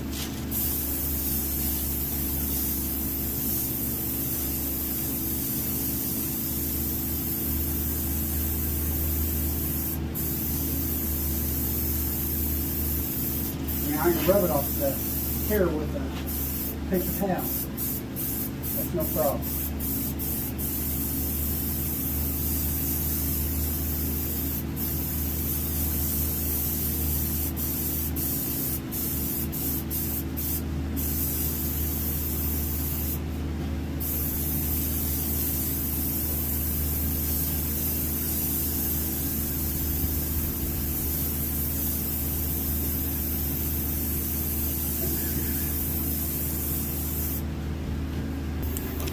Also a little bit deep down in the nostrils.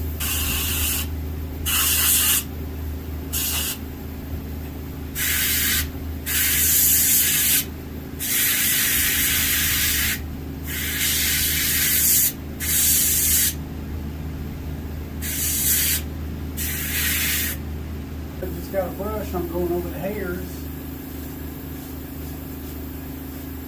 I'll even brush the opposite of the hair pattern. Kind of bring out the hairs and not take off everything else, you know.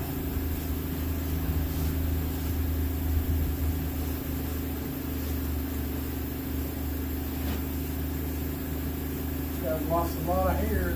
Well, I don't know if he lost it, but he didn't have it. Let's just say that. Which a lot of them don't.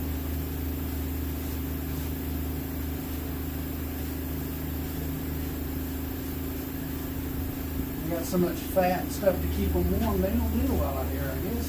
I mean, that's one way to look at it.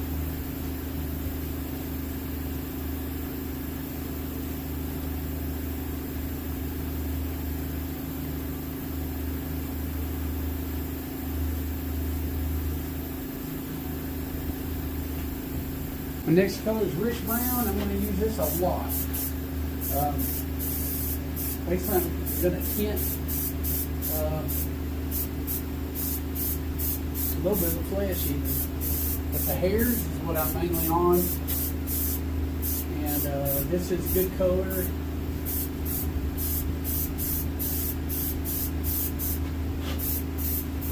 They got dyes out, I've heard. Taxidermy supply guy was talking to me about it. You know, the taxidermist that you can talk to, he was talking about it. They got like dyes that don't scrape off as bad.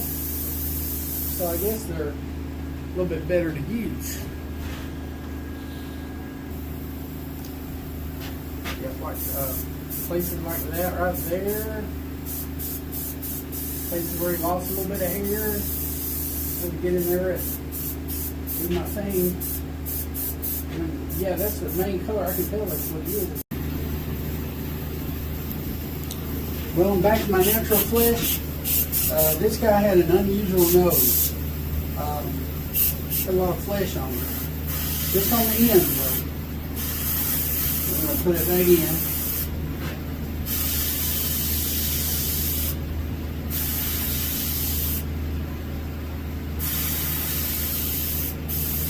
Kind of went up like that. And then it went down.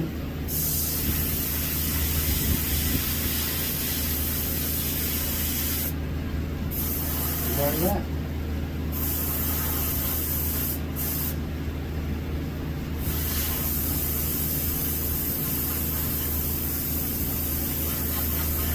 Now the Sharpie pen has a way of bleeding through. And that's kind of what I use to kind of make everything where it does all right like it's supposed to.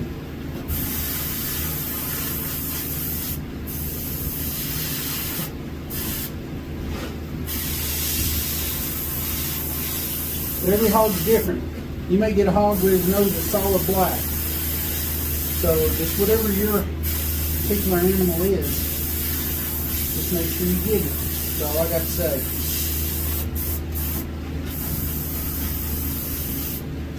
We all got to do it.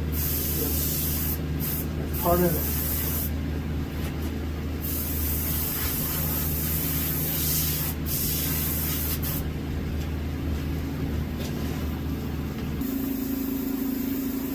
I'm back to my rich brown again. And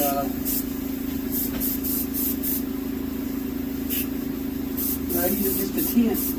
A lot of times the hair is kind of rich brown anyway, so I don't mind going. I can always tone it down with a toothbrush or a little bit of lacquer thinner on a rag. But I'll bring that stuff back in. A little bit of rich flesh right here on the sides. Put a little bit of rich brown right here. What I meant to say, rich brown. Okay. Like that.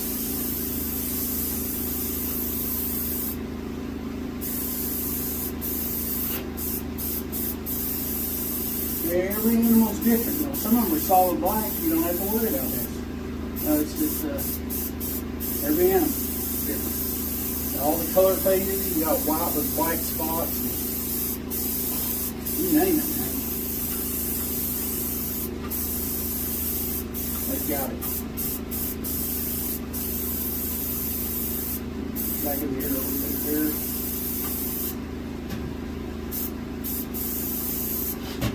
They're already kind of rich brown. I can't see the nose.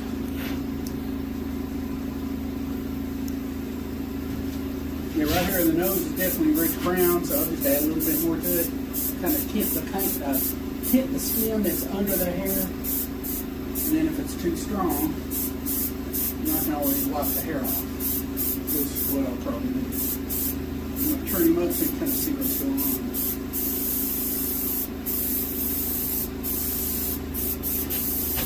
All that white stuff on the ears, you can kind of tint it in.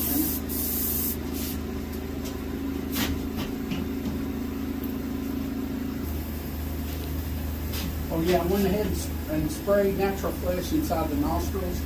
The further back, I put the natural flesh in. Just like you would on a deer.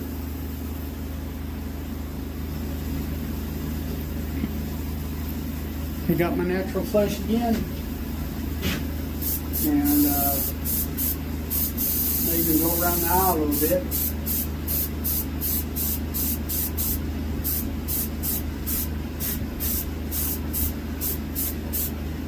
Not natural flesh, rich brown.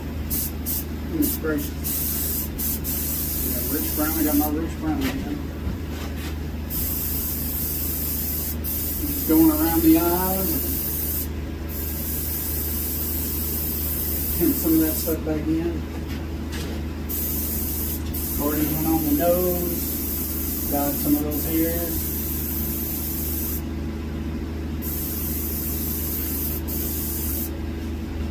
Now I've got burnt sienna.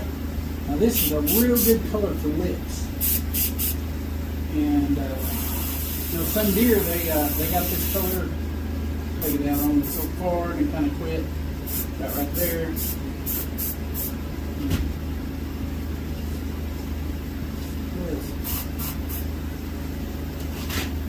It's actually a real good color. It's actually probably the best color. In all honesty, for lips and stuff like that. And I'll even go across the front here with a little bit and kind of kit it in.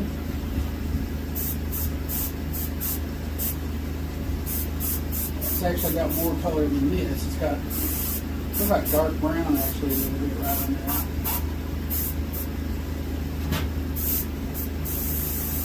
Everyone's different. Some may be just all is black, but all do the different things.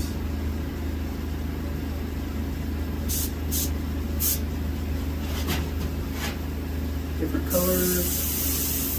So apparently, if you get some on the teeth, a little bit lighter thinner, and you're good to go. It'll take a lot off. Black thinner will.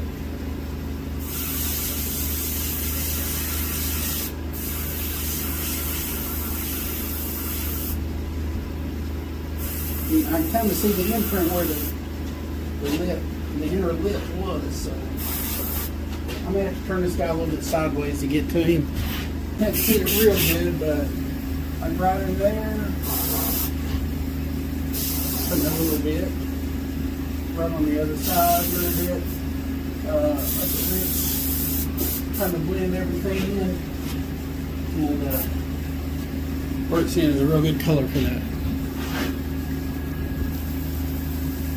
Oh, also, sometimes, I'm sure some hogs have it, you'll see like burnt sienna around the eyes a little bit. I've seen it on deer, piebald deer. Burnt sienna is a good color for like some of the piebald deer that are kind of like reddish around the eyes. See, pretty much everything else is done with the black. This tear duct on this hog was black. It was weird, but it was. Okay?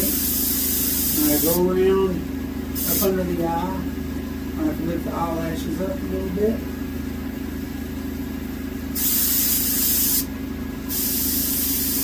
And this is, even his eyelashes aren't really black. This guy is a whole different animal right here.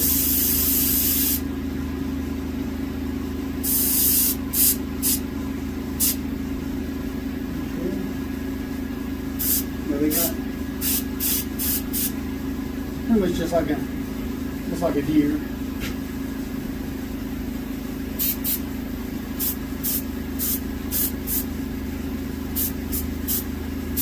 When we get carried away and make things too dark. So you do the other eye the same way. His ears right here. I do kind of like a deer. Paint right down there in the right down there. Just kind of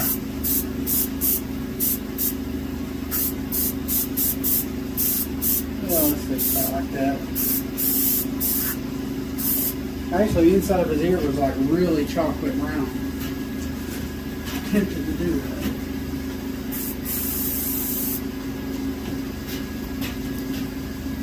I'm basically just adding a little bit of color.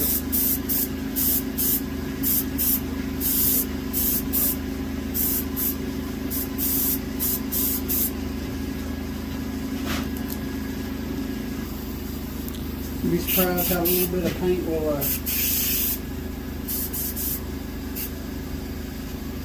cover up some blemishes a little bit, you know.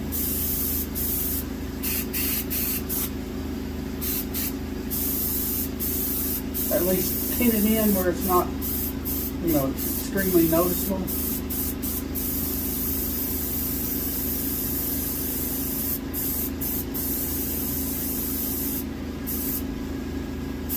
That's how it's done. Kind of tint stuff in where it's not so noticeable. See, this lip line is actually pretty dark.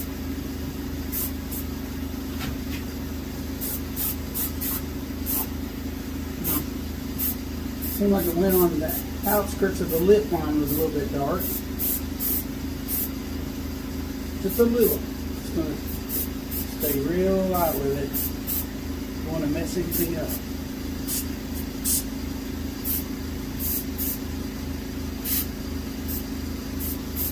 Even right here, yeah, kind of had a little bit of a, right there where it went around.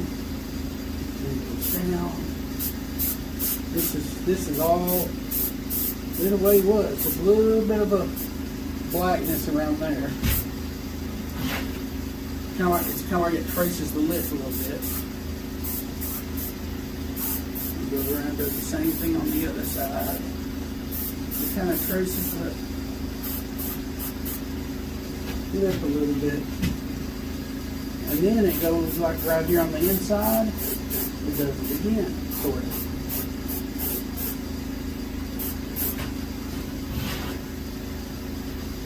Sad thing is every hog is different, so you kind of don't know what you're going to get when you get one a lot of times.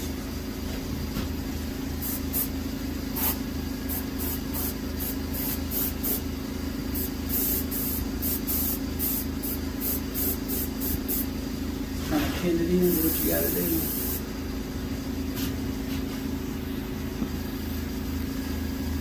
I'm going to add a little color to the teeth, you know. From the bottom, you know, let it just kind of grow up a little bit on it.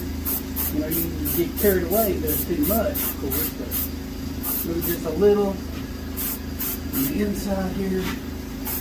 Just got a little bit of dark brown on it, the lips too. Okay.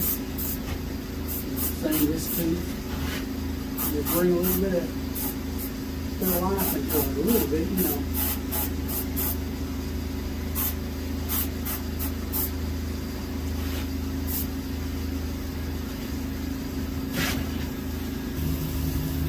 Now I've got my dark brown again. Same color I have had.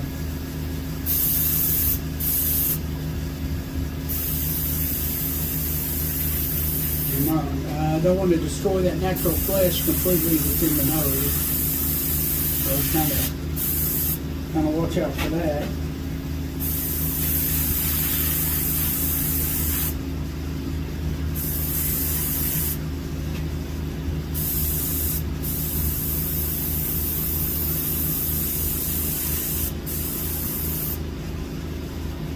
I'm trying to debate on where the pink stops on this guy. It hasn't been easy. The nose, or that natural flesh color that comes around.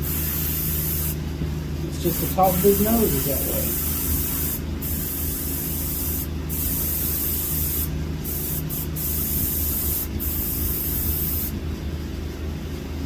Kind of hard to do. Yeah. Not really aware of where everything goes.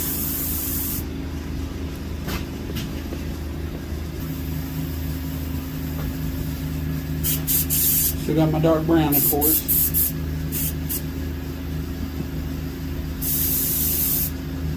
I know all this is black right here.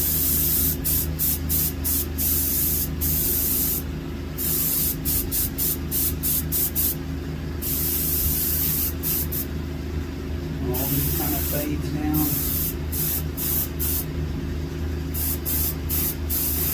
It's all black right through there, and then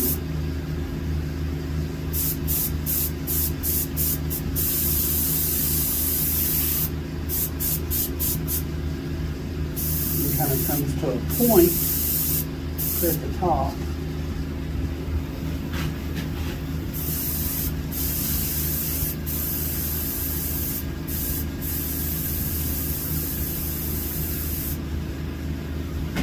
Now all this stays kind of black and fades down.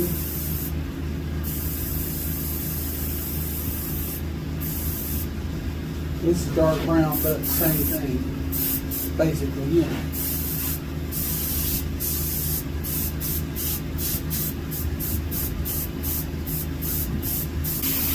That's it, right there.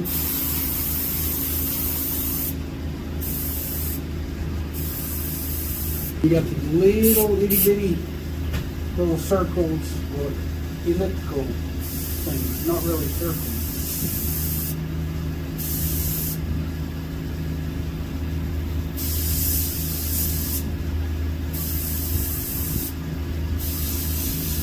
Something like that. There we are. Also paint down here.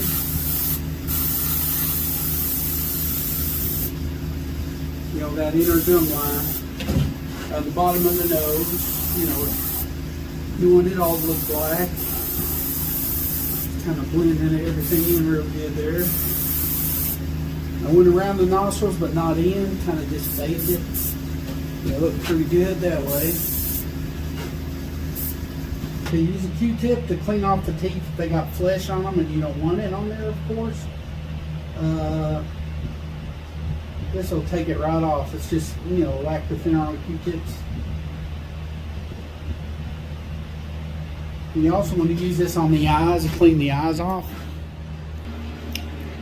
So you get lacquer thinner on a Q-tip, roll it one time in a paper towel so it don't leak, and you will clean these eyes off real good. If you're worried about taking some of this stuff off, use an X-Acto knife on the outer edges and get them looking real good.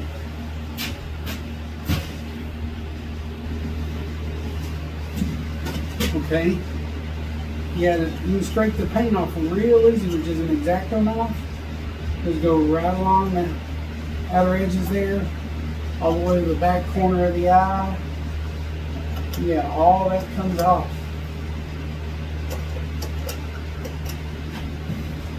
Comes off real easy with an X-Acto knife. Okay, I got my more jaw juice again, and I'm gonna put, I don't know, a good little bead of it in here.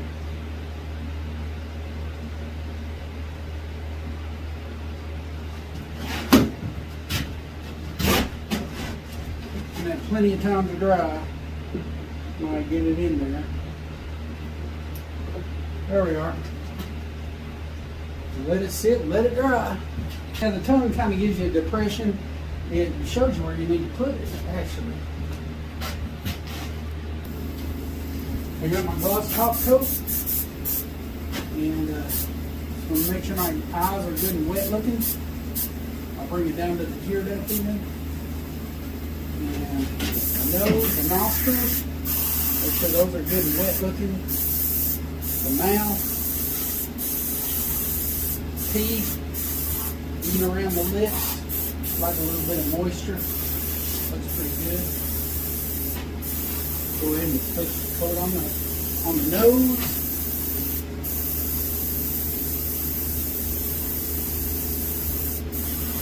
Teeth are good, the lips. Get that nice wet look, the tongue especially.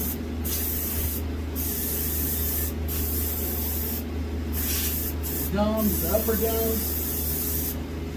Call the customer.